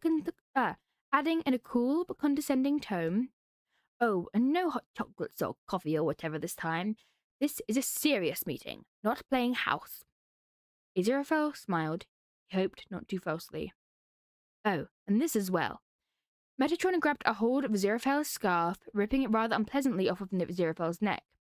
He suspected there would likely be a mark left behind. The second coming, yeah. This really was getting ridiculous. But then he couldn't exactly complain. He was reminded quite painfully who was really in control here. He could wear a pretty scarf and warm hearts with a warm drink, but at the end of the day, it didn't matter. This left a sour taste in his mouth. Finally, they reached the meeting room. The archangels were there, perfectly pristine and seemingly a little on edge. Well, this was what they had been building towards for a while. Still, it did disappoint Aziraphale that Michael's favourite earrings were nowhere to be seen, with even the hole where they would normally be placed miracled away. Aziraphale took his seat near the head of the table, and Metatron stood next to him, beaming away. He clapped his hands together cheerily. "Well now, I'm sure you're all riveting to hear about God's latest plan." The archangel smiled all too falsely. Aziraphale could only muster a small upward turn to the end of his lips. "So, as you all know, God had this plan for a very long time. The second coming." Michael's eyes fluttered upward in intrigue. Aziraphale didn't seem to particularly care, only fixing a solid gaze upon Metatron. Uriel was the only one who seemed to still remain in a rigid position, alert and formal. Metatron passed out some flyers to the archangels, looking somehow even cheerier. "Now, these flyers will be passed throughout heaven. But remember, they are strictly to stay in heaven. We don't want hell getting word of this. After all, this is also our judgment day. Hell will be thoroughly unimpressed when we send them a whole new wave of sinners with the paperwork and all that." Aziraphale looked down at the flyer and honestly felt rather sick. It seemed so industrial and yet somehow rather cheery, much too cheery for what it was. He opened it. It looked even worse. He couldn't even process the Metatron's words as he briefly looked through the flyer. It wouldn't just be the apocalypse, it would be a total war ground. Well, if there was any ground left, Earth and the stars would cease to exist. Just gone. Only heaven and hell would be there by the end, their battlegrounds the vast expanse of empty space, until only heaven reminded him to create a superior, untainted Earth. It was horrible. Now, Aziraphale, I'm sure you must be simply over the moon, but for now, please listen. This is crucial information. Aziraphale looked back up again, praying he did not look as faint as he felt. By the Metatron's half-pleased look, he knew that his prayers were left unanswered. "Closer to the time, you will be distributed your position. As archangels, you will be expected to lead the war against the demons." Uriel looked a bit unnerved, but his eyes were hard and questioning. Is this part of the ineffable plan, since the apocalypse didn't happen and all? God really wants to get rid of all her believers? Metatron patted them on the shoulder. They didn't seem pleased. "Of course it's part of the plan. She can create even greater, more beautiful believers. Surely that's superior. Besides, I'm God's spokesperson. Her word is mine." "I suppose so." Uriel's tone was smooth and cool, yet his gaze did not seem to relax. Metatron chose to simply ignore them. He clapped his hands together once more. You lost your school project? I'm so sorry. Take a recycle bin and stuff. You might be able to save it. You can save it. Uriel's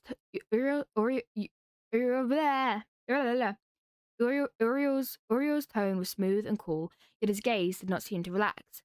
Metatron chose to simply ignore them. Clapped his hands together once more. "Right, if we have no more questions, the meeting is over. You will receive more information as and when." Aziraphale was shocked, as were the other archangels apparently. It was a painfully short meeting, not even 5 minutes, and all they got were some silly little leaflets. Michael looked up, pleased. "Metatron, forgive me. We've waited a very long time for this. Surely we get more information. more than what all the other lower ranking angels get. You are forgiven. The atmosphere in the room was suddenly very tense. Michael looked over to aziraphale. You're head archangel. Surely you can do something about this. Aziraphale began to speak, raising his hand. Then he noticed a cruel, hard look from Metatron from his side. No, he couldn't risk Crowley's life once more. He'd done enough of that already. His own life was one thing, but Crowley's... Apologies, but Metatron is correct. More information will come in due time. Real, I believe in you. I believe you can find it. Michael seemed indignated, but Uriel seemed to be disappointed, angry almost. Aziraphale brushed down his coat, standing up quickly. Well, off we go then. Aziraphale smiled unnaturally, masking the inner chaos inside. He walked very quickly through the door, into his office, and slammed the door. He paced back and forth, his face pale. This was wrong. This was so wrong, so awful, so terrible. Sure, he was skeptical of some parts of heaven, but this... Well, it had no justification. This was ridiculous, utterly ridiculous. How on earth... Suddenly, the floor trembled a little. Trembled. Heaven was meant to be perfectly still. Just what was... Knock, knock, knock. He huffed, stepping towards the door, swinging it open, ready to give Metatron a piece of his mind in private. There stood Muriel, looking anxious and scared in their little tartan scarf. He let them in, quickly moving to prepare a hot chocolate, even placing the marshmallows they loved so much into it. He picked it up, handing it to them. They chugged it in one go. All right, now, tell me what's wrong. Muriel had tears in their eyes as they looked up to aziraphale. Metatron is making me stay on Earth during the second coming. That does not sound like her.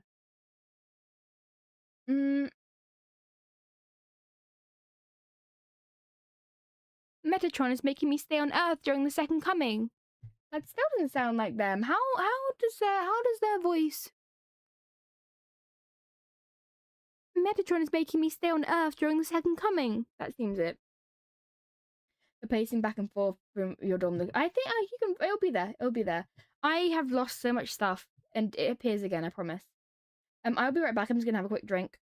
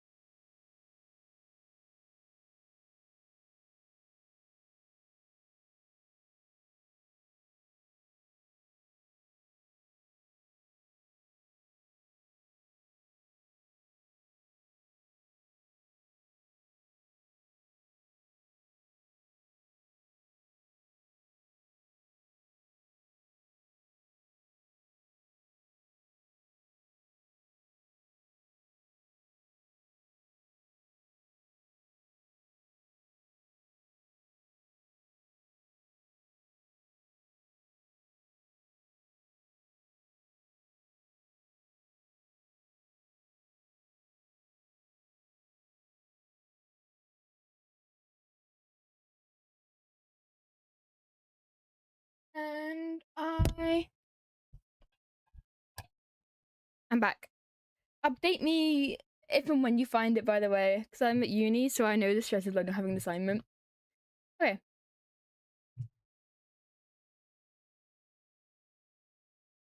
Flash of fire. Okay. Chapter 6. The Lightning Strikes. Aziraphale was actually stunned for a moment, speechless. No, surely he had misheard. Heaven wasn't cruel enough to be rid of its own kin, surely. Muriel, I'm sure you've misheard. Could you explain to me exactly what has happened? Muriel shifted a little on their seat, and Aziraphale miracled another round of hot chocolate. They sipped it more tentatively this time, letting the hot chocolate soothe their nerves a little. Well, you see, when Metatron told me I could look after the bookshop, he told me it was until and including the Second Coming. Aziraphale felt a chill run down their spine. That is unfortunate, but I'm sure you'll be able to leave Earth before it happens. There's no need for you to stay there. Didn't you read the fine print? Muriel suddenly stood up, unfolding the leaflet rather unceremoniously and shoving it towards Aziraphale, pointing towards a certain section. This was the boldest Muriel had ever been around him. He knew it was serious. He took his glasses from his lapel, attempting to read the text. It was still too small. In your desk, take out the magnifying glass. Aziraphale was surprised and pulled out his drawers. There it was. He quickly took it and began to read the fine print. All angels below the rank of 15 will stay on earth during the Second Coming. God will create new angels. What? He stood up, slapping his glasses closed. Heaven couldn't do this. It was wrong. God, Crowley was right, completely right. How could the loss of angels be justified? The loss of purity itself. The floor began to shake again, this time a little more violently. For the first time in his life, Aziraphale felt true disgust. Aziraphale? Aziraphale quickly turned to Muriel, a soft smile on his face. No. Aziraphale? Aziraphale quickly turned to Muriel, a soft smile on his face as the tremoring began to slow to a stop once more. Don't worry. No angel will be... That's a hard one. No angel will be disappeared. No angel will be disappeared upon my watch. Oh, no. No angel will be disappeared on my watch. Muriel's eyes lit up, bouncing a little before suddenly bringing Aziraphale into an embrace. Thank you, thank you, thank you. Aziraphale was a little tentative to hug back at first. Angels didn't really have much physical contact with one another. But then he returned the embrace.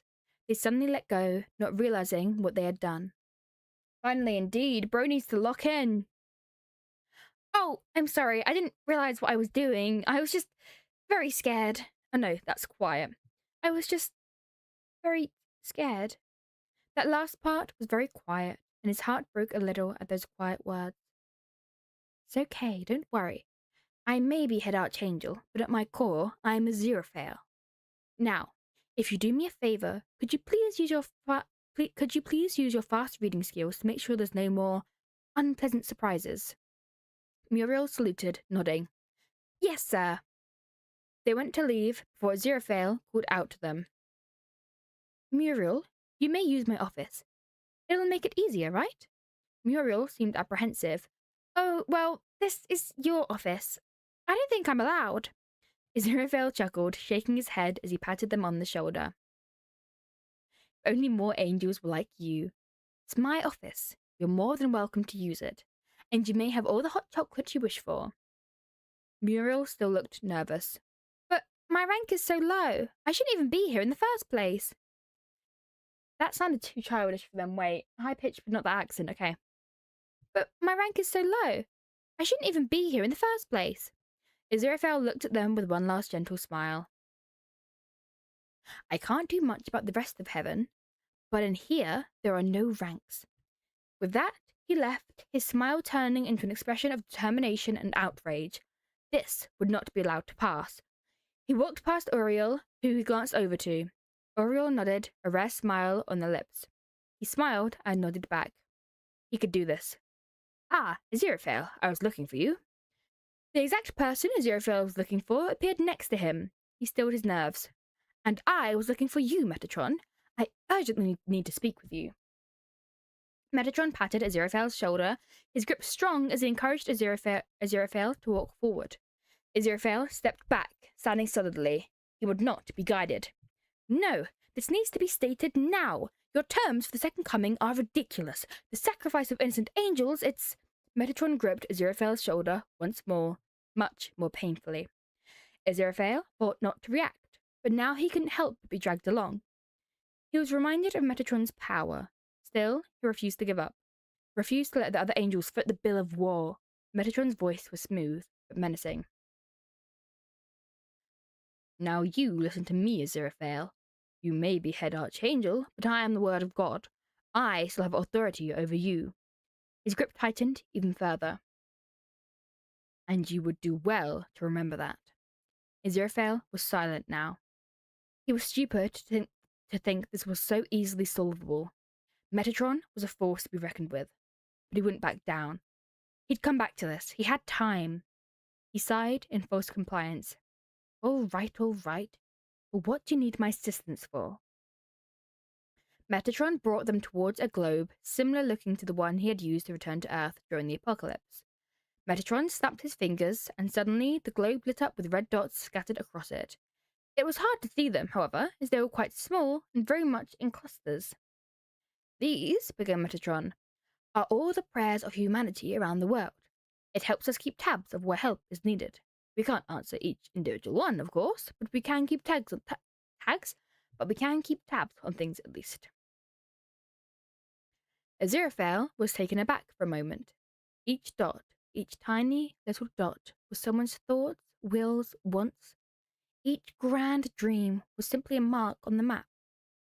Quite frankly, it was one of the most beautiful things he had ever seen. A collection of love and care, and perhaps a little mischief. Love. He felt rather touched. Suddenly, however, Metatron raised his hand over the globe, and it began to zoom in on a specific area. Within seconds, it seemed to be focused on a small village. He recognized it from his journey to Edinburgh. They were quite pleasant there when he stopped to stretch his legs, kind and caring. A little girl had even brought him a freshly baked bun, a gift from her mother. So why was there suddenly so many prayers here? Metatron glanced over, watching Aziraphale's reaction closely. His finger then tapped one of the dots, and Aziraphale almost jumped as a voice resonated from the globe. Dear God, I haven't prayed before, but I'm desperate. My farm, this storm has been drowning all the plants. I'm running low on money. I truly am worried now. Please, I beg of you. Aziraphale turned to Metatron. Oh no, is God angry at them or something? They were very pleasant from what I knew. Metatron nodded. Well, they seem to have lost their faith for a while, so God would be within their right to forsake them. Metatron had a tone of disdain, but then it changed to a more... Metatron had a tone of disdain, but then it changed to a more pleasant one. However, that is not the case here. He tapped another red dot. A younger voice spoke up this time. Please, can you stop the storm?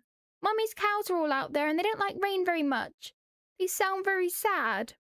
Aziraphale felt his heart melt a little at a sad tone, and even more so at the poor cows stuck outside in the awful weather. Animals were innocent and blameless. They didn't deserve this, although neither did the humans, he suspected. Just what on earth was going on? Metatron pressed another prayer. God, I haven't been religious since I was young, and if this is my fault, then punish me, but the house, there is rain starting to come in, and it can't handle any more damage. Oh, please, my daughter has become ill, and oh God, please do not forsake us. Before, Aziraphale had felt pity, but now he felt intensely worried. Hardship's one thing, but risking the lives of children? No, this was too far. So why on earth was this happening? All right, you've proved your point. I agree, this is a matter of urgency. But what is causing it? Metatron had a sickening smirk on his lips. His hand moved forward once more, and Aziraphale watched with bated breath. God, you better be listening to me.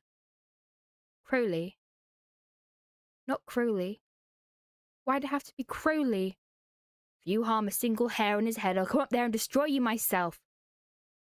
Why was Crowley still trying to protect him? He had abandoned Crowley, refused to visit him, even watch him. So why on earth was Crowley trying to protect him? Please, please protect him. Crowley's voice was broken and sad and oh so painful to hear. He couldn't bear it. It was too much. His breathing became more rapid. He had to control it. He had to, else Metatron would see he'd... The ground of heaven began to shake again. As you can see, it's starting to affect heaven too. This has to be stopped immediately. You know what has to be done. Yeah, what has to be done is that I hydrate.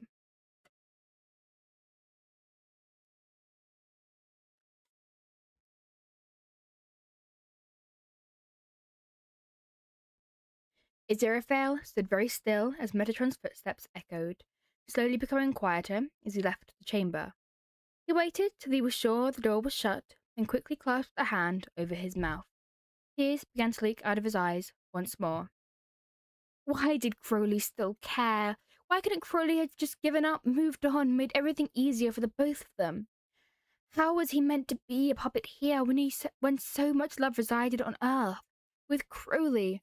Because as much as his heart was hurting, it was also trying to flourish. Because Crowley still cared, hadn't given up, was still waiting for him to return. His hand shook as he raised it near the globe, as if he could reach out to find Crowley, tell him everything that happened, tell him he regretted it, they didn't want any of this, they didn't... Stop it. He couldn't go back. Even if he and Crowley could deal with the Book of Life, even if they could simply go off to the stars, he couldn't leave heaven. Not now. Not now that he'd seen change. Not now they knew just how cruel heaven could be. He stilled himself and looked at the globe. He knew what had to be done. Yes, he would make Crowley hate him, once and for all. I'm so sorry, dear, he thought, as he pressed his finger to the globe, and he began to teleport.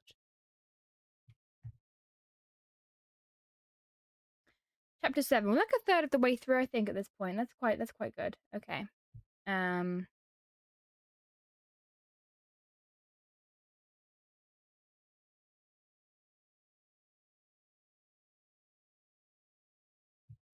Chapter 7. The Lightning Strikes, Part 2. Aziraphale never liked the feeling of teleporting. It was thoroughly unpleasant. He felt his stomach drop.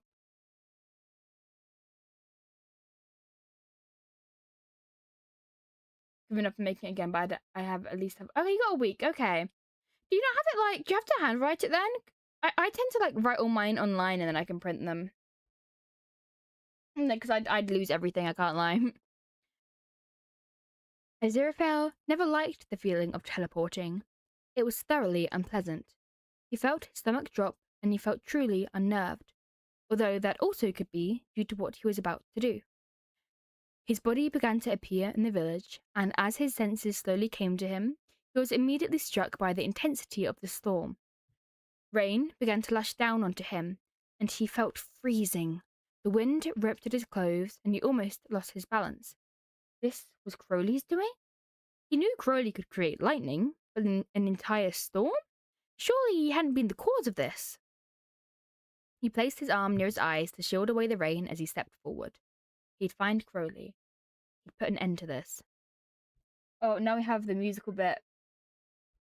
Okay, stretch them vocal cords. Oh, I was considering just reading the lyrics, but it doesn't hit right. Two halves to it. I lost the handmade part, so you'll have to handwrite again. No!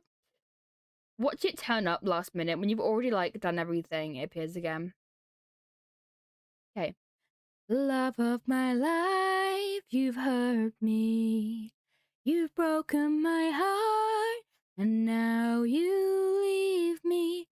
Crowley hardly paid attention to the music as he took another swig from his metal flask.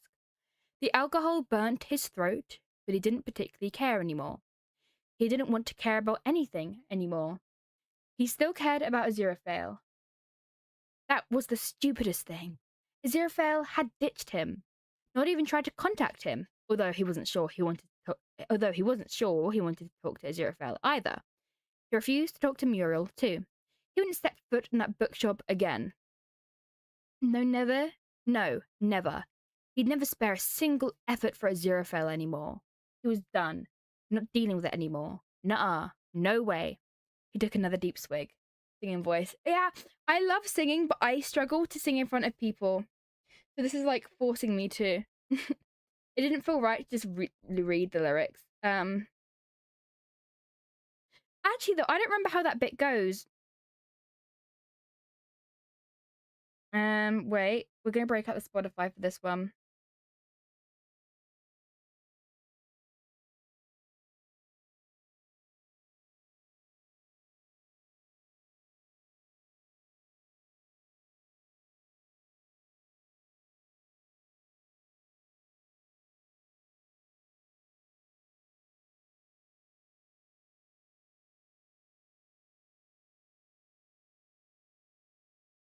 It's so high.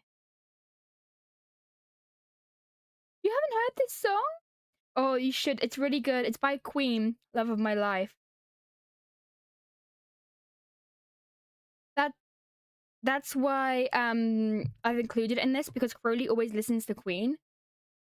All the songs I've included in here are Queen except for the Nightingale song latest. But anyway. It's really high. I don't know if I can go that high. Let me try. Wait, let me hear it again. This is what was. Yeah, it's this one. I'll play it.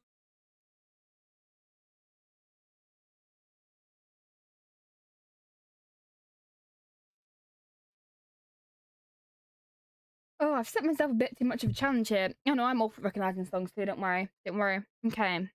And also, I'm singing it probably out of tune. So, but we will. This is what we're working with today. Okay, one more time. One more time. So it's just the same line.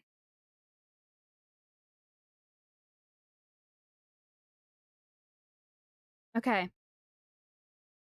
Yeah, it's in part of Crowley's curse to understand the Queen because it's easy to call the poem Queen. Yeah, I think the Bentley enjoys Queen or something, and his Queen is his car is cursed that it only plays Queen music, which is really funny. I love it. Okay. Love of my life, don't leave me. You've taken my love, you now desert me. That will do. That will do. Okay. Oh, quit it, will you? Either play something cheery or shut up, he huffed, leaning his head back as the Bentley momentarily paused. It began to play a different tune. Oh, fuck. No, voice. No, no. I will get this. I refuse. This is exposure therapy. Get in there. But no. That pitch is weird. Wait, pause. Can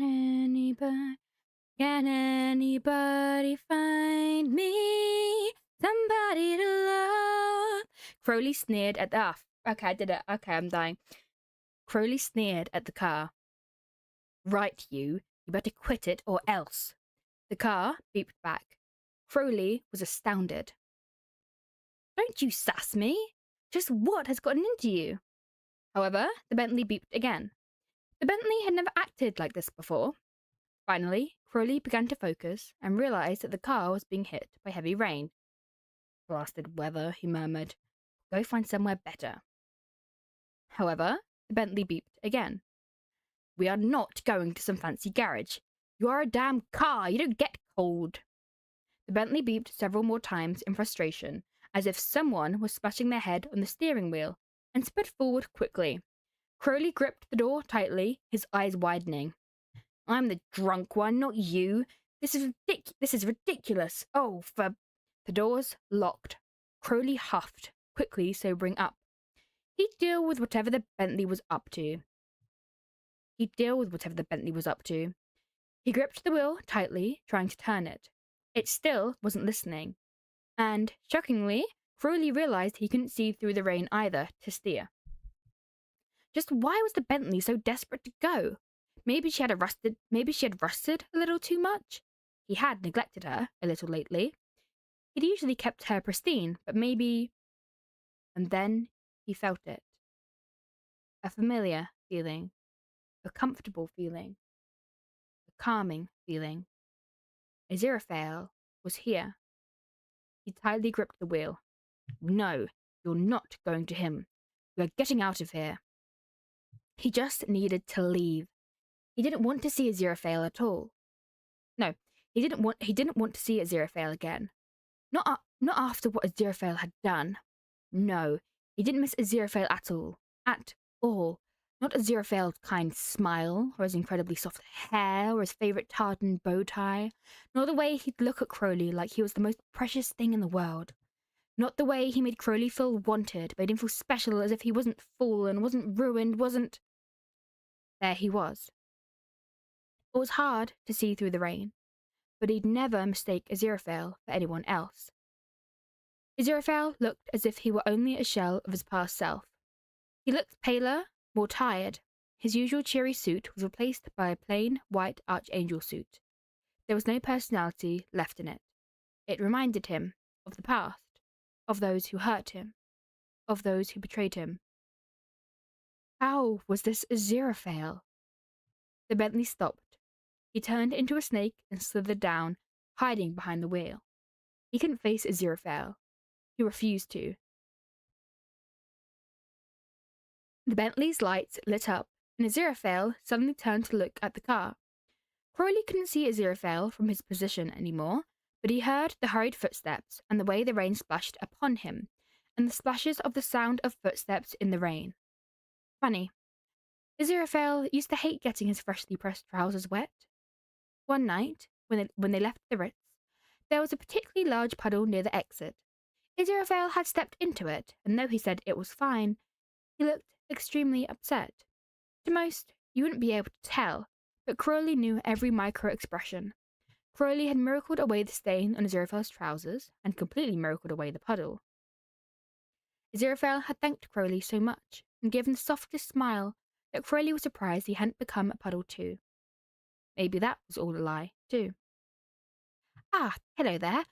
I can see Crowley isn't with you. Crowley didn't speak up. Aziraphale had really not seen him. He listened closely and realized he couldn't hear raindrops hitting an umbrella or wings. Aziraphale was really standing completely in the rain, getting soaked. Well, he didn't care. He just hoped the angel would hurry up and leave. Well, at least I got to see you too. I really do hope you've been looking after him. Although, guessing by the storm, I doubt he's in the best mood. Well, I suppose that's my fault, isn't it? There was a sad note to that last part. Well, Aziraphale was right. It was all the angel's fault. He didn't feel bad at all. Nope, never. Well, for what it's worth, I'm sorry for all the trouble I've caused the both of you, and that I will cause. The Bentley suddenly popped out a small tray. Travel sweets. The Bentley was better than this, surely. Oh, when this stupid angel left. Oh, no, I couldn't. I've taken enough from you. I do appreciate that I still have a friend here, though. Although it's honestly better if you forget about me now. He gently stroked the front of the Bentley. Please look after him for me, okay? I have one last conversation to have with him. He turned, leaving.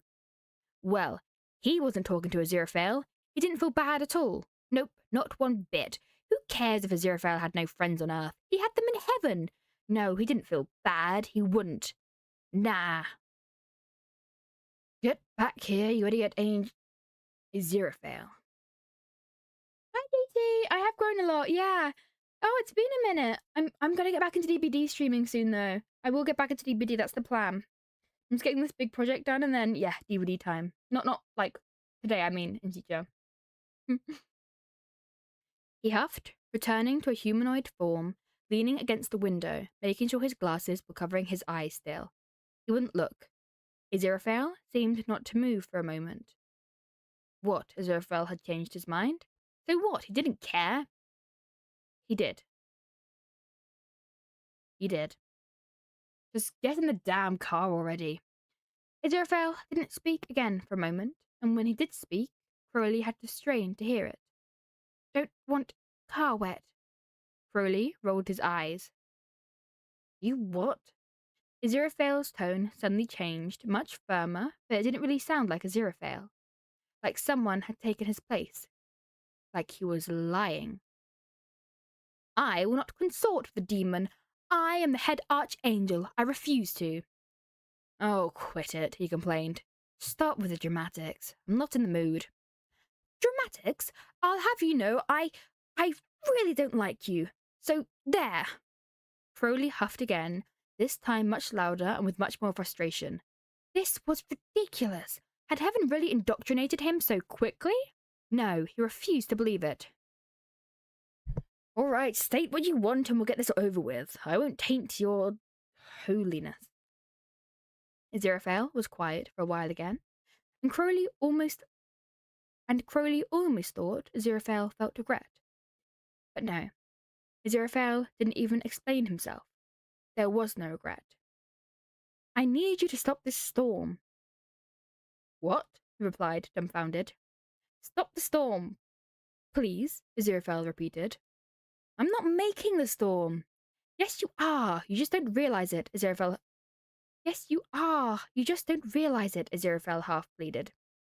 I said I'm not. The storm suddenly increased in intensity. He quickly turned to Aziraphale, an angry look on his face. Aziraphale just came here to protect heaven, do his job, as usual. Why do you care anyway? You only care about heaven, that's all. You don't give a damn about Earth or the Bentley or me, so you might as well just go. The storm suddenly picked up even more intensely. Suddenly, the Bentley began to spin out of control.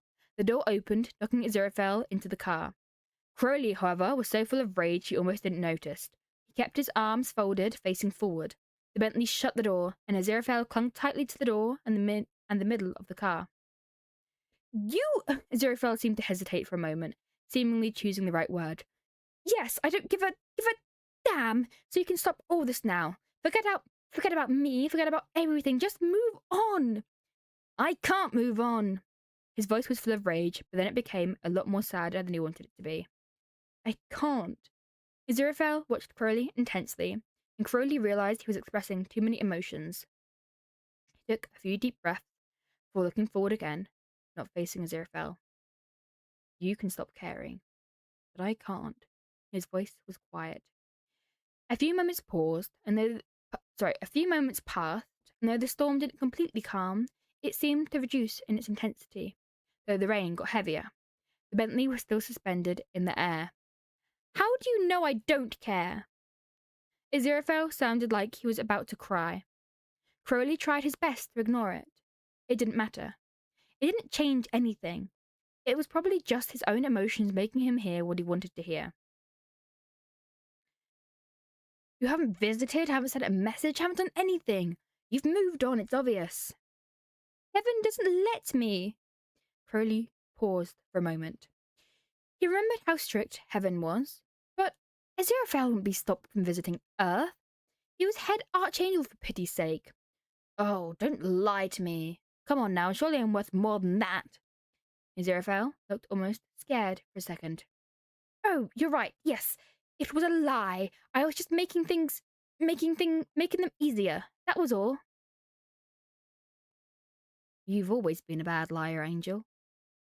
All of a sudden, the storm seemed to calm significantly, and the Bentley slowly hit the ground.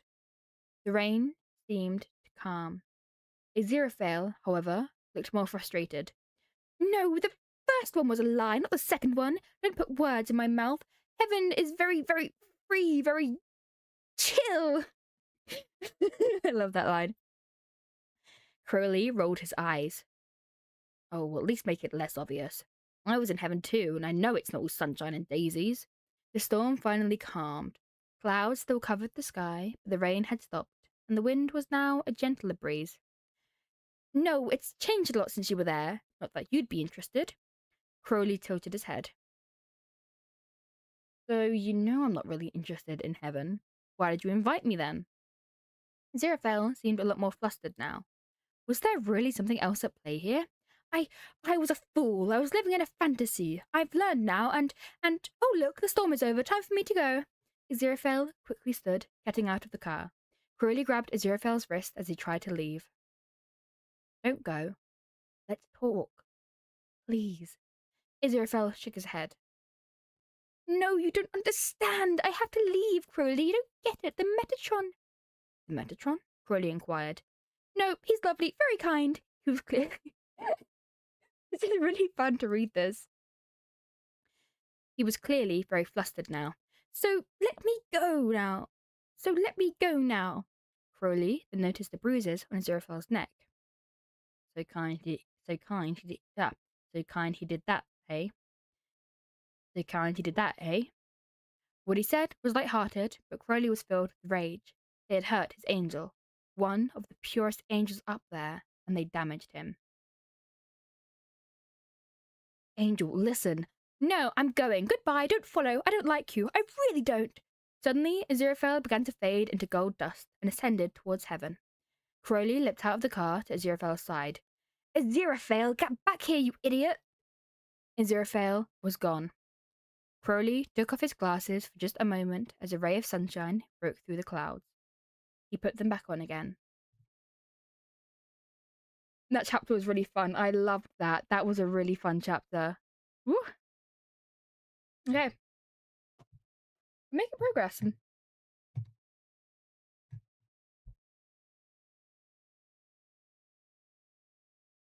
Chapter 8. Return to Heaven. Aziraphale returned to the globe. Quickly, he stormed through heaven. Many angels looked at him, but he didn't return the look, instead racing to his office. He couldn't think, he could only walk to contain his emotions. He reached his office and slammed the door. He began to pace back and forth. Control it, keep cool, don't think about it, don't. As he paced, he didn't notice the slight tremor of his desk, the shake of the mugs, the clinking as they wobbled. This was ridiculous, so ridiculous. Why couldn't he just get it right? All he had to do was convince Crowley they didn't care anymore. Hide everything, get Crowley to give up. So why couldn't he even do that? He was head archangel. Why did he keep making mistakes? Why? Lovely, very kind Aziraphale being held at gunpoint. Real. That was so fun. I really enjoyed that bit. His mug exploded. A shard flew to his hand, slicing through it. He quickly opened his desk to take out a cloth napkin and pressed it on his hand. Blood. Human blood. It was a reminder that Crowley was no longer around to protect him all the time. But it was also a reminder that he could still bleed. He still had a connection with Earth. He could still feel. No, he still could feel. This mysterious tremor. Oh, the law. And that was better than nothing. He tied the napkin clumsily around his hand. He could miracle it away, but for now, it was the only thing grounding him. He quickly miracled the mug all clean and fixed back on its spot on the cabinet. He sat down on his chair and sighed deeply. How had this all gone so wrong? He wanted to be back in the bookshop with Crowley, his biggest worry being that his tea wasn't warm enough. He wanted to have a soft armchair and be all cozy and happy and warm. Oh well, there wasn't much he could do. He placed his hands on the desk and then his forehead on top of them. He'd have to sort this, wouldn't he? He'd somehow managed to give Crowley hope again. He'd have to practice his lies. It hurt to see Crowley so devastated. It hurt so intensely. He wanted to tell Crowley it was okay, that he was forced to, that he had no choice in the matter at all. That he didn't need Crowley to be an angel, knew that Crowley wouldn't come with him, God, why is everything so complicated? Something was very clearly wrong.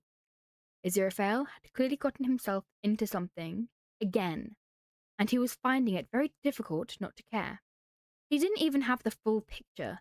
Aziraphale had always been an awful liar. Really obvious. Well, it was Aziraphale's decision anyway. It's not like they didn't have any secrets between them. No matter what, Aziraphale still chose to go to heaven instead of staying on Earth with him. Aziraphale is smart. He wouldn't have been persuaded in foul ways. Even if there was a few extra deciding factors, Aziraphale still made that decision. He's smart. Oh, right, the bookshop. He let out a loud groan as the Bentley kicked into gear, going along at maximum speed. Sometimes he felt like she favoured Aziraphale over himself. Rather rude, he thought. Suddenly, a small container popped out of the dashboard. Crowley rolled his eyes. No. It moved in a little before pushing out again. I'm not having it. It shook a little again. The sweets rattling in the tray. Oh, fine, else you're going to spill sweets all over the floor. He took the sweet very hesitantly and shoved it in his mouth. He pretended not to like it, but, well, it was rather nice. It reminded him of aziraphale. Damn aziraphale would give the angel a piece of his mind. The Bentley parked alongside the bookshop, and he quickly stepped up to it, pulling the door open. Muriel looked around in surprise. Sorry, books aren't for sale. Crowley leant against the cabinet, not looking at Muriel, suddenly finding interest in the aged wallpaper. We're going up to heaven. We're going up to heaven. Muriel looked stunned, dropping the book they were holding before quickly picking it up again and carefully placing it on the shelf. I can't do that. I barely escaped trouble last time. Yeah, I did wonder why you weren't angry at me about that, he half muttered.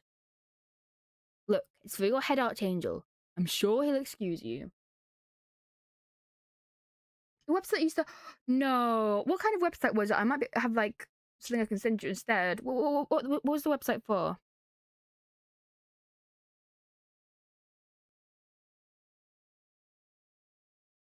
Muriel shifted uncomfortably, fiddling with the ends of their blazer. Well, I'm sure he would. But the thing is, Metatron seems quite grumpy with aziraphale at the moment. It was interesting that Muriel felt comfortable enough to refer to aziraphale by name, and not by some fancy title. Metatron? He knew something was up there. Metatron's offer was too fishy. In fact, he began to realize he wasn't actually there when they had the conversation. He had heard it all from aziraphale. Had something happened? Muriel seemed to still be on edge, but Crowley was surprised when they reached for a mug, proceeding to drink whatever was in there. Drink. Considering their reaction to tea before, this was certainly unusual. Are you actually drinking that? Muriel looked up, hot chocolate round their lips. They picked up a serviette and wiped it away. Yes, aziraphale makes sure I have as much as I like. Some of the higher archangels weren't happy that us lower ranks were getting some, but he still sneaks it to us anyway. There's plenty here in the bookshop. Would you like some? It was funny, in a way. Muriel reminded him of his old angel self, the self he had lost to time and that sulphur lake. And it seemed aziraphale was protecting Muriel. Clearly, something was going right for once. Aziraphale had actually made some changes, albeit small. Muriel was still looking at him, expectantly. Nah, more of a coffee fan myself. Now, I like about Neil Gaiman books, to be honest. I'm doing a report, but can't find the other one, thanks. Oh, okay. Oh, about Neil Gaiman books. Oh, that's so cool. Like, obviously, he's not a good person, but his writing was not bad. It's annoying. Why are people evil? Why are people evil? Oh, yes, Michael is the same. I have some of that too. There's a special kind here aziraphale said you'd like quite a lot.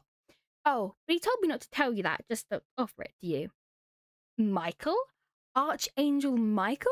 The stuck-up one who had only wanted power. He could hardly see her drinking the coffee. And then the coffee. Well, this just proved aziraphale was lying.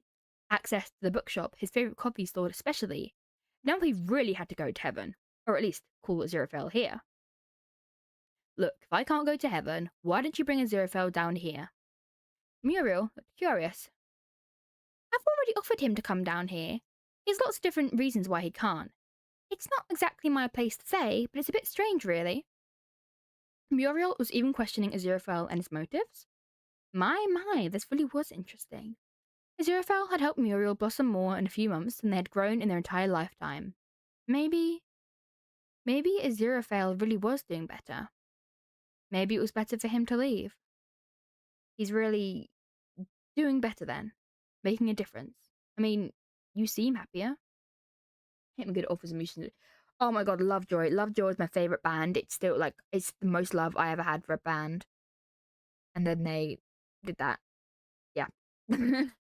Sucks so bad. Well, at the very least, I'm happier now, as are a lot of the lower ranks, they replied thoughtfully, then their face fell a little. But he's also different. He isn't as cheery as when I first met you both here. I think he really misses you. He seemed to liven up a lot when you gave me that book to bring him, though. He keeps the photos on display all the time. Don't care, hmm? Well, that settles it then. He stood up, grabbing one of Aziraphale's bags. Off we pop.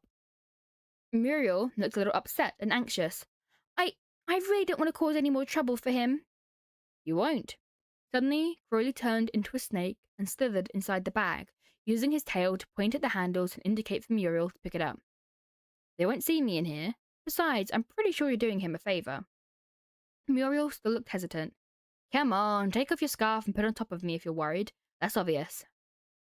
Not my scarf, they replied in indignation. Aziraphale gave me this. It's very similar to his. He says it's limited edition as well, only for me. Aziraphale wore a scarf in heaven? But he didn't see it on Earth. Was that what caused the neck injuries?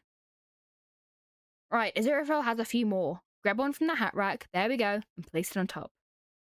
He then had an idea. Oh, and I'll need one more thing up there. Muriel realised this was going to be a bigger headache than they had planned. That was a short chapter, actually. Okay. The chapter lengths do vary, though. We're still not even halfway, so.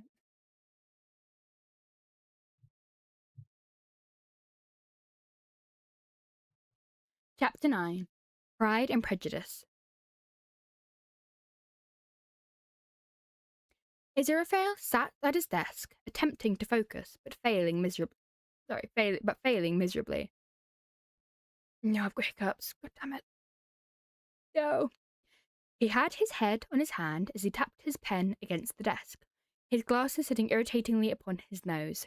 He really couldn't focus. Metatron had asked him to order the angels into their strength and intelligence levels in order to get the best lineup for the second coming. But for one, it wasn't an easy job. He had to search a whole array of books and scrolls to get an idea of each angel's strength, and on top of that, he then had to somehow compare angels that hadn't even met. It really was a headache. And then he was making it even more complicated for himself, as he had a backup plan for if he failed to stop the second coming. He would mix up the order a little, put the wrong angel in the wrong spot. This way, at least, Metatron would have to spend time cleaning up his mistakes. It would give him more time than to delay plans further, and maybe even put a stop to it. Every time he had a plan, he had to scrap it. Things would be so much easier if Metatron wasn't looming over him, if Crowley wasn't being held hostage by that damned Book of Life. He could have told Crowley what he was doing, kept in contact. They could have figured it out together. At the very least, life would be a lot less stressful. He had daydreamed a lot about that. If he had more time, explained it all. How he could send secret messages to Crowley, and without Metatron, he could visit the bookshop. Perhaps Muriel would be there too. They'd prevent the second coming, and then live out their days peacefully. No, that wouldn't work. Heaven would always come up with newer plans, new ways to start a war. No, it was better if Aziraphale stayed here, dealt with it all, and protected the Earth. Besides, he had caused so much hurt to Crowley. At least he could compensate some of it this way. He was dragged from his thoughts by a knock on his door. He sighed before walking over to the door. There was Muriel with a bag. It was one of his. Muriel, what are you doing with that? He asked in a hushed voice. You know Heaven reacts to earthly possessions up here. They barely let me get away with it. Muriel nodded. Yep, you're right, my bad. Take it so I don't get in any trouble. Take it so I don't get in any trouble. They made a sound of discomfort before shoving the bag at Aziraphale and hurrying away. This was certainly uncommon for Muriel. Usually they stayed for a cup of hot chocolate, Usually they stayed for a cup of hot chocolate, or would sit down and talk about some of their problems with prompting. So why did they leave just like that? He looked down to the bag and found it had multiple scarves in there. He thought he had left them on the rack. Was this a gift from Muriel? He smiled a little, gently placing the bag in the corner of the room. He'd organize it later. He had to figure out his plan first. He returned to his chair and placed his chin on his hand as he looked at the plans as he prayed they'd write themselves. He surely wasn't as lucky. However, what he didn't notice was a slowly growing shadow in the room, the rustling of scarves, shaking of a bag as it definitely didn't get stuck on someone's foot. Oh no, that's the shaking of a bag as it definitely didn't get stuck on someone's foot. Aziraphale huffed, looking up as he removed his glasses, and he froze. There, standing with his arms folded, looking thoroughly unimpressed, was Crowley. Aziraphale stammered for a few moments, unsure what to say before standing up. "What are you doing here? They'll try to kill you if they find you." "Well, it wouldn't be the first time." "No, well, it wouldn't be the first time," Crowley snapped. Crowley rolled his eyes, sitting on the chair opposite to the one Aziraphale had just leapt out of. He lounged on it. On the back of your screen?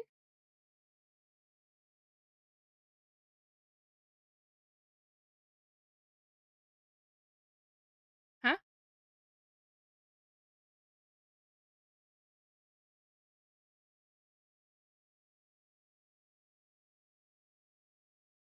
Confusion? Oh, are you looking at the wheel? Wait. If I do this, you can see wheel. There you go.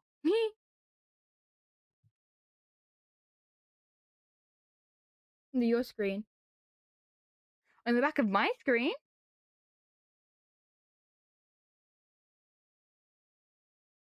What's on the back of my screen? I am confusion.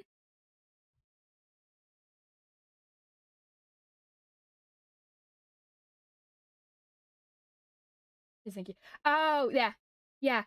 It's my my background is the I did like you might not know, I did a cinematography of Byla video, and it's that thumbnail. I just found it really, really pretty. It's like yeah. We love Byler. Okay. Crowley rolled his eyes, sitting on the chair opposite to the one Aziraphale had just leapt out of. He lounged on it. Right, you owe me an explanation. Just what the hell is going on here? Aziraphale's eyes widened. Crowley had come here. For this? No, no, no, this is not what he needed. He tried to make his expression neutral, though he guessed he wasn't doing a good job of it. I don't owe you anything, demon. Heaven is where I belong. I don't care about you anymore. That last part left a bitter taste in his mouth, but he fought to stay calm. This was the deciding moment. He could do it. However, Crowley then reached into his pocket, seemingly unbothered. I thought you might say that, so I brought back up. Aziraphale couldn't hide his expression of horror. Aziraphale couldn't hide his expression of horror when Crowley brought out a flask. But not any flask. The flask. The insurance. Surely you're not... His voice came out quieter and much less confident than before. Well, that all depends on you, Mr. Head Archangel. He casually sloshed the liquid around the bottom of the container. Aziraphale could tell there was still a decent amount in there. Crowley seemed to almost be making a point of it. Well, I don't want you all over my floor, so you can stop. Crowley he raided the eyebrows. My God, he's stealing them all. Crowley raised an eyebrow. Oh, don't worry. If I drink this, I'll completely disappear. He wiggled his fingers. All goo-like and no residue left. No clean-up job. You get the recognition for defeating me, though, of course.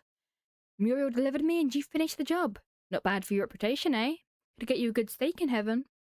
Aziraphale tremored. If Crowley did this, everything would go... He felt a lump in his throat. Surely Crowley wouldn't do this. Crowley raised the bottle a little.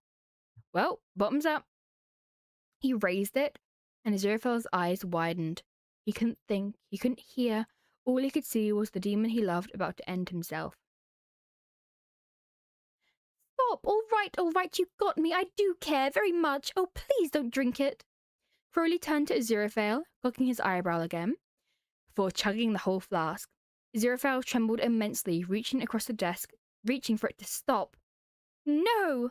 Suddenly, the entire office began to tremble, a gust blowing through the room, knocking all the papers around. Tears filled Aziraphale's eyes as he began to burn with regret and intense mourning. No, Crowley was going to... The demon in question looked back, winking, clearly teasing.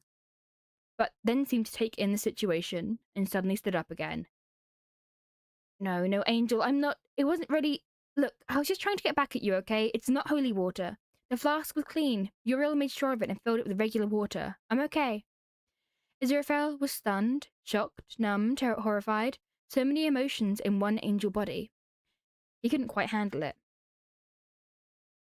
Crowley had messed up. He'd been a little angry, a little betrayed, want a little bit of revenge. He was a demon, that's what they did, right? How Aziraphale saw him, evil, not willing to do good. He just wanted Aziraphale to feel a fraction of the pain he had felt. But now he wasn't sure Aziraphale hadn't been feeling it. Seeing Aziraphale so scared, so upset, and so broken, it felt really wrong. To see his usually glowing angel so devastated. He'd gone too far. Angel, I didn't mean... Oh, Angel, you know I wouldn't... Oh, hi, Hectic! Oh, thank you for the roses. Yummy roses. Audio keeps cutting out. No. Oh, if it's a volume thing, I'm actually going to cry. How bad has it been cutting out? Let me go back. We'll go back to this bit. Okay, let's go from here. How far back did it cut out this time? No. No. This is criminal.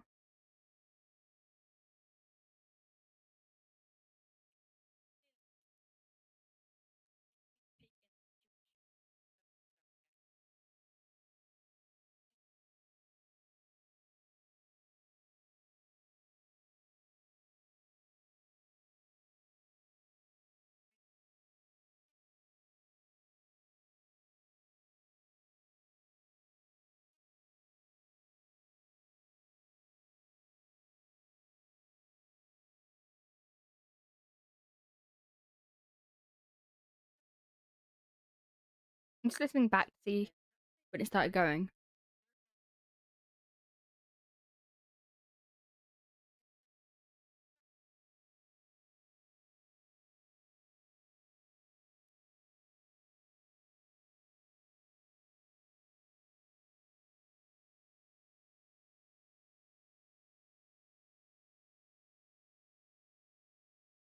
Yeah, it's coming out fine on my end. I just listened back to the stream.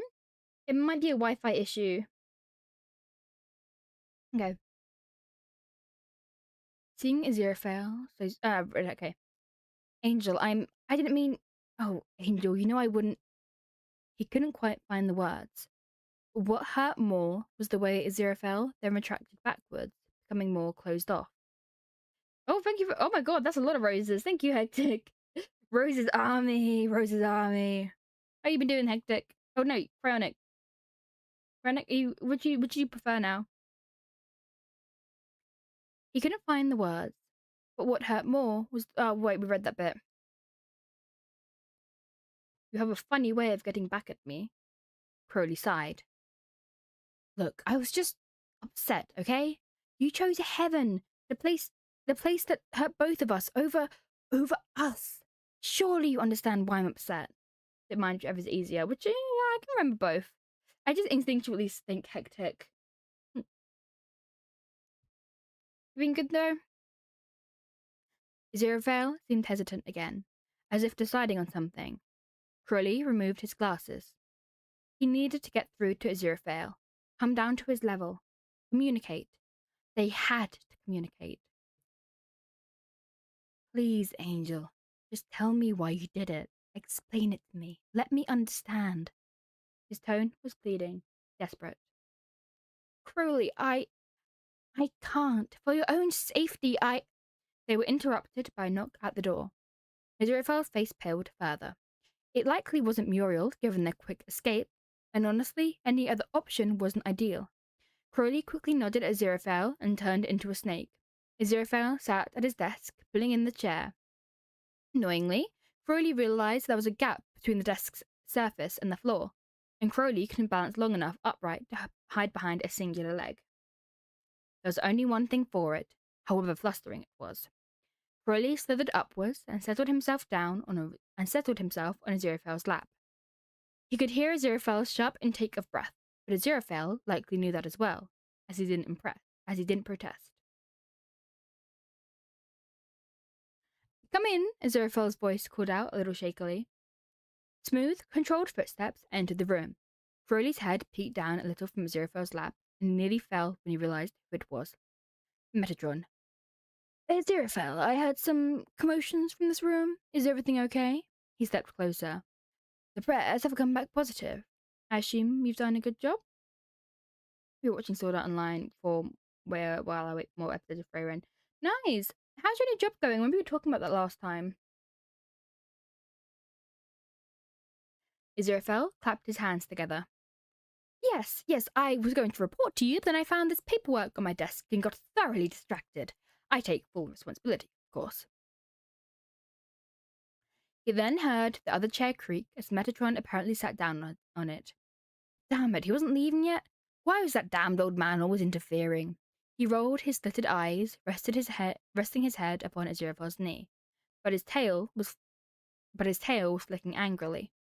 He didn't even notice it was slightly flicking Aziraphale's outer coat. Got 3 12-hour shifts. God, I had a 9-hour shift yesterday and died. There's a reason I didn't stream yesterday. It's evil. Evil. I'm just shifting on my chair. There we go. But then he felt something incredibly strange and incredibly gentle. Aziraphale's hand was stroking him, comforting him. The hand was trembling a little, but he was sure that's what was happening. He wasn't some household pet. What was this? He was a demon. A demon! But then, Aziraphale's touch was so gentle, so kind, so endearing. His tail stopped flicking. Good to hear. Do give me a proper report. Aziraphale's hand stopped stroking him, but the once still legs he was sitting on began to jiggle a little. If he couldn't have revenge this way, maybe he could have it another way. He flicked Aziraphale's topcoat again. After a moment, the hand returned to stroking him once more, and this time the hand trembled a lot less. On top of this, the mysterious nervous legs seemed to quell as well. Crowley was rather pleased with himself. He even managed to control the budding urge to hiss at the man worrying his angel. Well, there's not really much to report on, I suppose. I commanded the, demon to stop, and he did. I told him I didn't care about him anymore, so he needed to stop these publicity stunts. He was rather unimpressed, to say the least, but I think it worked. There was a few moments of silence. Something felt off. All of a sudden, Metatron slammed a hand on the table. Crowley was nearly launched from Aziraphale's lap as he jolted. He raised his head a little again, prepared to attack. Maybe if he turned into a bigger snake, Metatron wouldn't recognize him? Yes, maybe then he could... Do not lie to me, Aziraphale. I may not understand human affection well, but I do know that 6,000 hard-worked years don't just go down the drain like that. Do you take me as a fool? Must I remind you what I'll do to you and that little demon of yours if you don't comply with me? Metatron boomed. Funny. This was the first time Crowley had heard Metatron truly angry. But what was chilling was that Metatron really had threatened both himself and Aziraphale. Was Aziraphale doing this all for the both of them? Did he really not have a choice in all this? He noticed Aziraphale's hand had stopped petting him, instead trembling once more, unknowingly resting upon Crowley's scales. Did Aziraphale think that he would be mad Aziraphale didn't tell him? Well, he wasn't exactly impressed, but I could never stay mad at you, Angel. He changed his position a little, instead wrapping himself around Aziraphale's hand once, resting his head upon it. A sign of comfort and of love. That it's okay. Aziraphale discreetly placed his other hand on the top of Crowley. Wow, this angel had really gone bolder. Look, I did not lie to you. I didn't say he instantly moved on, did I? I said he was rather unimpressed, and he was, and he will be for a while, so don't you dare call me a liar. Oh, this side of Aziraphale was really something. In a good way, that is. As of late, he had noticed Aziraphale had become a lot firmer, Like the day in the bookshop, he told the higher-ups of both heaven and hell to be quiet and take their turns. It was impressive. Even Metatron seemed stunned for a moment. He sighed. Perhaps I was being harsh on you, aziraphale. The storm did stop, after all. Metatron stood up again, but his voice was little more menacing now. Just make sure you remember your place. He couldn't tell what was going on, because there was silence for a few moments. Then the Metatron turned and exited the room. Crowley waited for a few moments before quickly slithering out and sitting on the chair again. Aziraphale seemed to refuse to make eye contact. All right, all cards are down now. He looked intensely at Aziraphale. No more lies. What is going on? Okay, we're going to aim to at least get through chapter 10. I do want to read more tonight, to be fair, because I am enjoying reading this. But we'll see where we go. If my voice starts to give out, then I'll just go and edit instead. Yeah. Okay. A little bit of will for you guys. Cheeky will buys. There we go. Okay. Chapter 10. The Truth. Aziraphale shifted uncomfortably for a moment. How could he even begin? Part of him wanted to hide it still. Keep up this false reality where, in his mind at least, Crowley would be safe. Not knowing about it, not feeling any guilt. Angel, a soft voice spoke. He suddenly looked up to match Crowley's gaze. He looked away again. Right, yes, I suppose I do owe you an explanation, he sighed. Well, you see, as you know, Heaven was threatening to use extreme sanctions. But Metatron had brushed that off, right? Crowley inquired. Well, technically yes, but with conditions.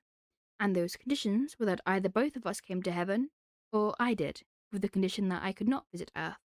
Unless I had a mission, of course. Crowley's voice was gentle now, inquiring. So why didn't you tell me? You stopped the apocalypse, we could have figured this out too. There wasn't time, Aziraphale replied with exasperation.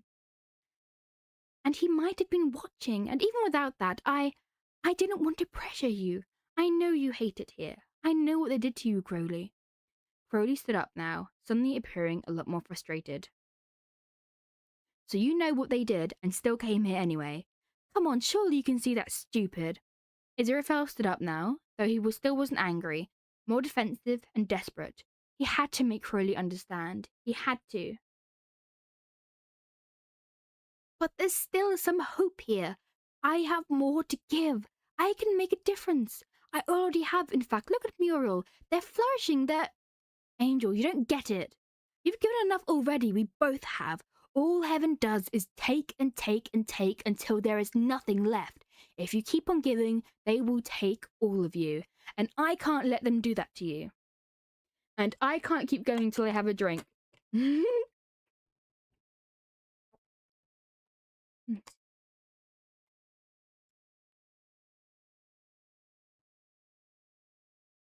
Well, I haven't treated you much better, have I? No, that seemed to.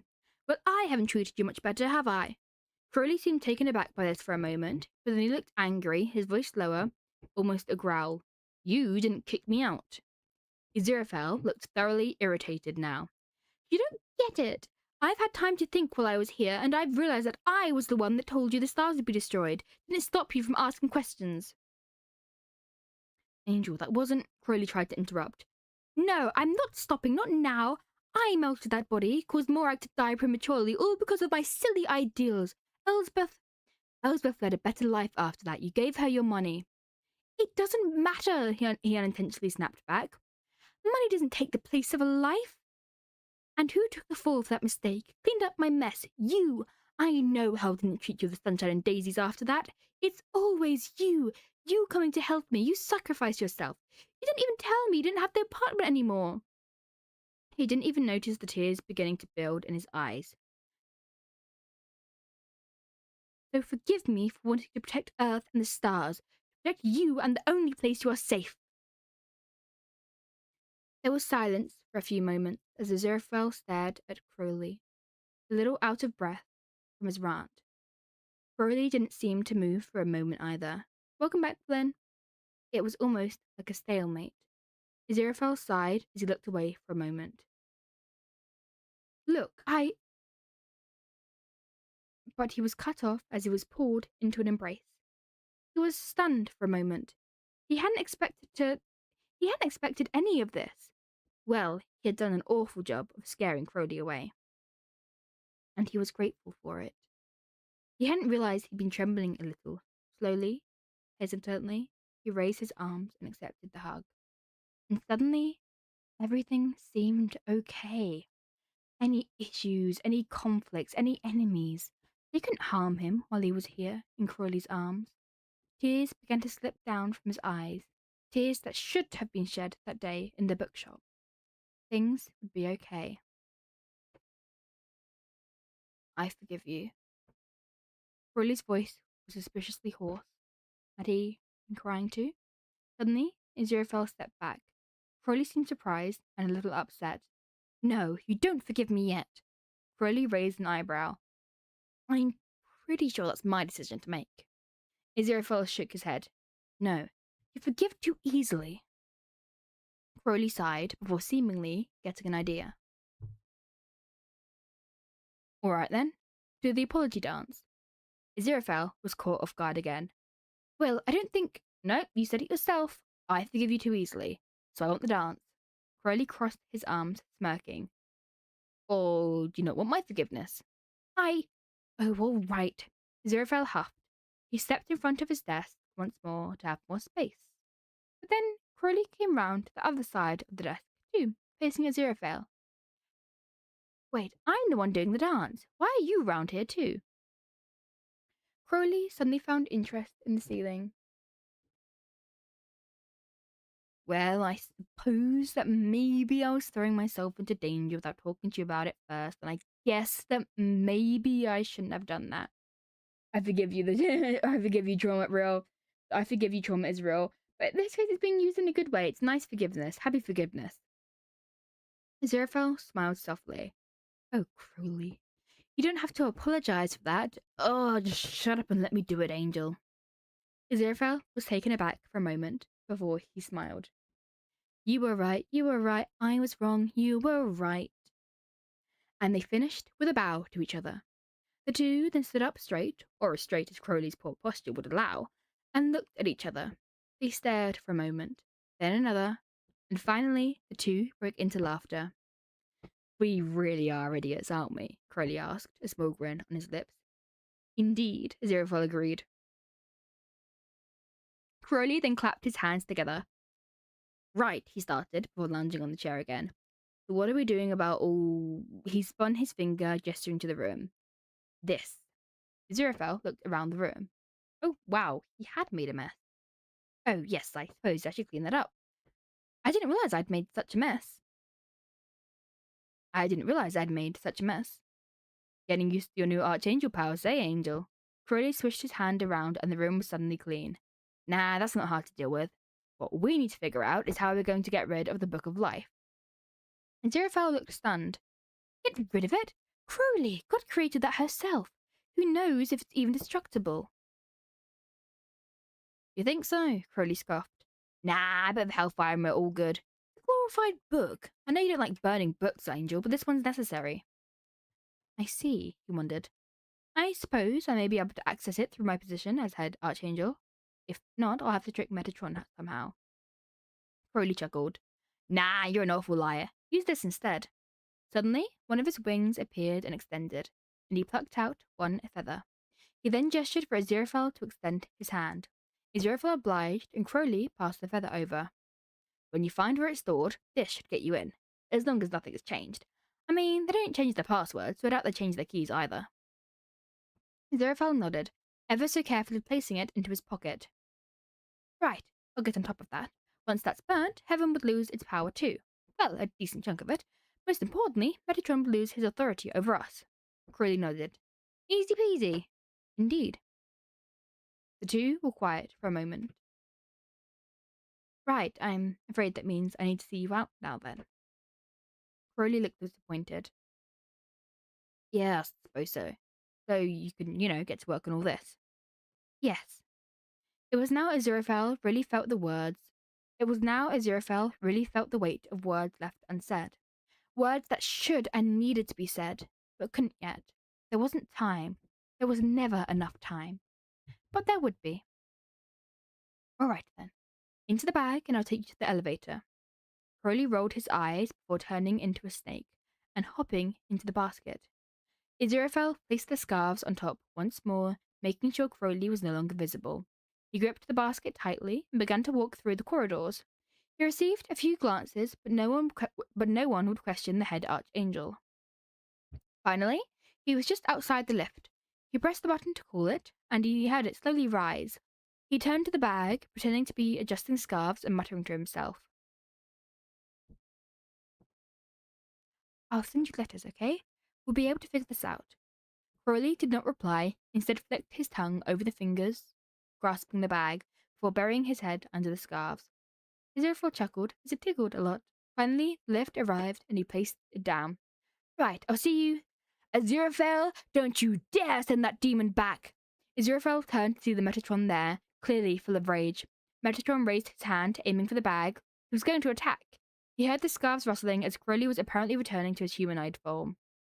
No, it was too dangerous here. Aziraphale turned, exchanging a meaningful glance with Crowley. Aziraphale's eyes were firm, and Crowley suddenly filled with worry as he realized what Aziraphale was about to do. Angel, no! Aziraphale pressed the door closing button. The door shut just before Metatron could reach them, and Crowley was sent down. Gone. Safe. Crowley was safe. Okay. I say, one more chapter, and then we're golden. I think the full audio book then is probably going to end up about like 4 hours, which isn't too bad. Not too much editing. Like, it's only 10 to 9. We should push a couple. Don't be a coward, Rewen. Read more. Okay. And I'll break out that. Okay. Chapter 11. Hell's Fire. Crowley tried to kick the door open, anger and worry washing over him in waves, intensifying as each kick failed to do anything. The lift didn't even shake. He had almost broken the button trying to send it back down. He sucked in air through his teeth as he vented his rage before he snapped his head back and yelled out in frustration. Suddenly, the whole elevator shook. He put his hands on the wall as he was nearly thrown. What was going on? The elevator suddenly descended at a faster speed. Suddenly, it stopped and the doors opened. He ignored them, attempting again to aggressively press the button to go up again. The lift did not budge. Muriel quickly ran out of the bookshop. Something feels wrong in heaven. No, something feels wrong in heaven. Crowley turned to them. Can you sense it? What's going on? Is an angel hurt? I don't know, they replied in a worried tone, hopping in the elevator too, but the button wasn't working for them either. It's not working. The elevator, it's been cut off. Crowley growled, stepping out and looking up. Find us another one then. Muriel nodded, clearly starting to panic. They'd memorized a few different locations. They could do this. They ran across the street, Crowley following them. The lift appeared in the back alley, and Muriel quickly stepped in, aggressively pressing the button. It's not working either. This whole area's been cut off. Crowley stomped his foot. Oh, Aziraphale, what have you done now? Muriel looked at Crowley with worry. Aziraphale, is this because I brought you up there? Oh, I'm sorry, I really didn't want anything to happen to him. Crowley suddenly got an idea. You angels can teleport up there. Can you take me? Muriel shifted uncomfortably. I don't think so. Only I can. I need you to go up there and see what's going on, and find a lift that works. His hand did a quick spin, and a small button appeared. As soon as you find one, press this button. Muriel nodded. Right, okay, I got it. Bye. They looked up and suddenly turned into blinding light as they ascended to heaven. Crowley let out a shaky sigh as he realized he'd have to wait. Please be okay. Aziraphale, how dare you disobey me? Do you not remember our deal? I remember I need to drink.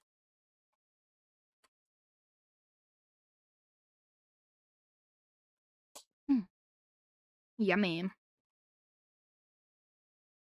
Metatron stepped towards the lift, but Aziraphale stood in front of it, his arms spread. I won't let you touch him. Move! Metatron bellowed, shooting a beam of light forward. It hit Aziraphale straight in the chest. He fell down, shocked. This really hurt. How could Metatron shoot one of his own? Angels are meant to be pure and holy. Why? Yet horror filled him when Metatron raised his hand again at the lift. No! Yet Aziraphale was too weak to stand. The blast had really injured him.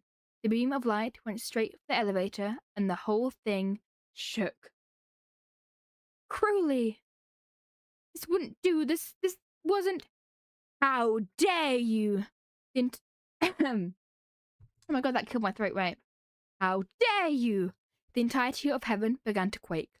Metatron took a step back. Lightning began to strike down from the ceiling, and a strong gust began to whip around heaven. Metatron began to laugh menacingly. There you are. I've been waiting for you, Raphael. Aziraphale. No, wait, no. That's a big line, wait. There you are. I've been waiting for you, Raphael. Aziraphale, or rather Raphael, turned to Metatron, rage filling his eyes. He didn't care what his name was. He didn't care about anything. Metatron had to pay. Heaven had to pay. Raphael began to rise into the air, and bolts began striking at Metatron. Metatron jumped back, trembling. Yeah, we have the law. It's law time. Law time. The end of this is quite law. The end of this book is very law. No, this was meant to happen. You were supposed to be on our side, Heaven's side, meant to be our ultimate weapon. I will end you. And then I'm going to add effects to that. I need it to be more booming. This is meant to be quite... I will end you. No, I will end you. It's a weird line. Metatron stumbled back, and Raphael aimed his hand to deal a killing blow when he heard a sound of surprise to his side. He turned to see Muriel, looking scared and terrified. Raphael's eyes slowly faded to those of Aziraphale's. Aziraphale! They cried out in confusion. However, Raphael's eyes returned as the angel's head snapped back to see Metatron standing up and beginning to run away. He let out a roar of anger, flying after him in pursuit. He would avenge Crowley. Muriel fell to the floor, unable to stay stable amidst the ground's strong shakes. This strange being was Aziraphale? The kind, gentle auburn eyes of the head archangel had been replaced with a crimson shade, and his shorter, soft locks had changed into shoulder-length ones. Most noticeably, however, was that there was an extra eye on Aziraphale's forehead and one on each cheek. Aziraphale's two wings were now four, spread widely around as he pursued Metatron. Muriel stood up, bracing themselves. They had to find a working lift. Aziraphale may well destroy heaven if he kept this up. They began to run as they thought through what lifts they knew. It seemed Aziraphale's rage was what was breaking the lift. The earthquakes were severing the connection between earth and heaven. They had to make it to a lift that Aziraphale hadn't touched yet.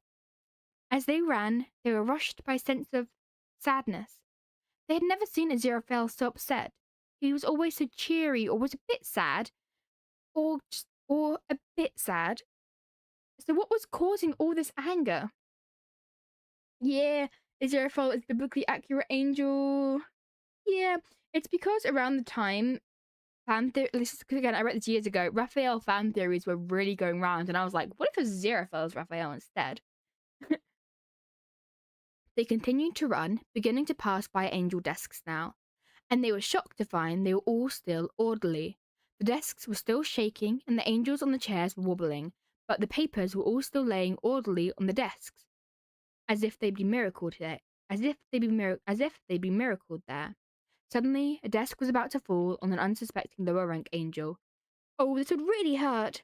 They were about to call out when suddenly the desk swerved round, returning to wobble in its original position. Had Aziraphale miracled everything to cause minimal damage? Just how powerful was Aziraphale? This led them to have an increase in their sprint speed, but then... Oh no, there was a row of desks lined up, like a barrier. Was Aziraphale still trying to protect them? No, this couldn't stop them. They put on a serious look before suddenly springing out their wings.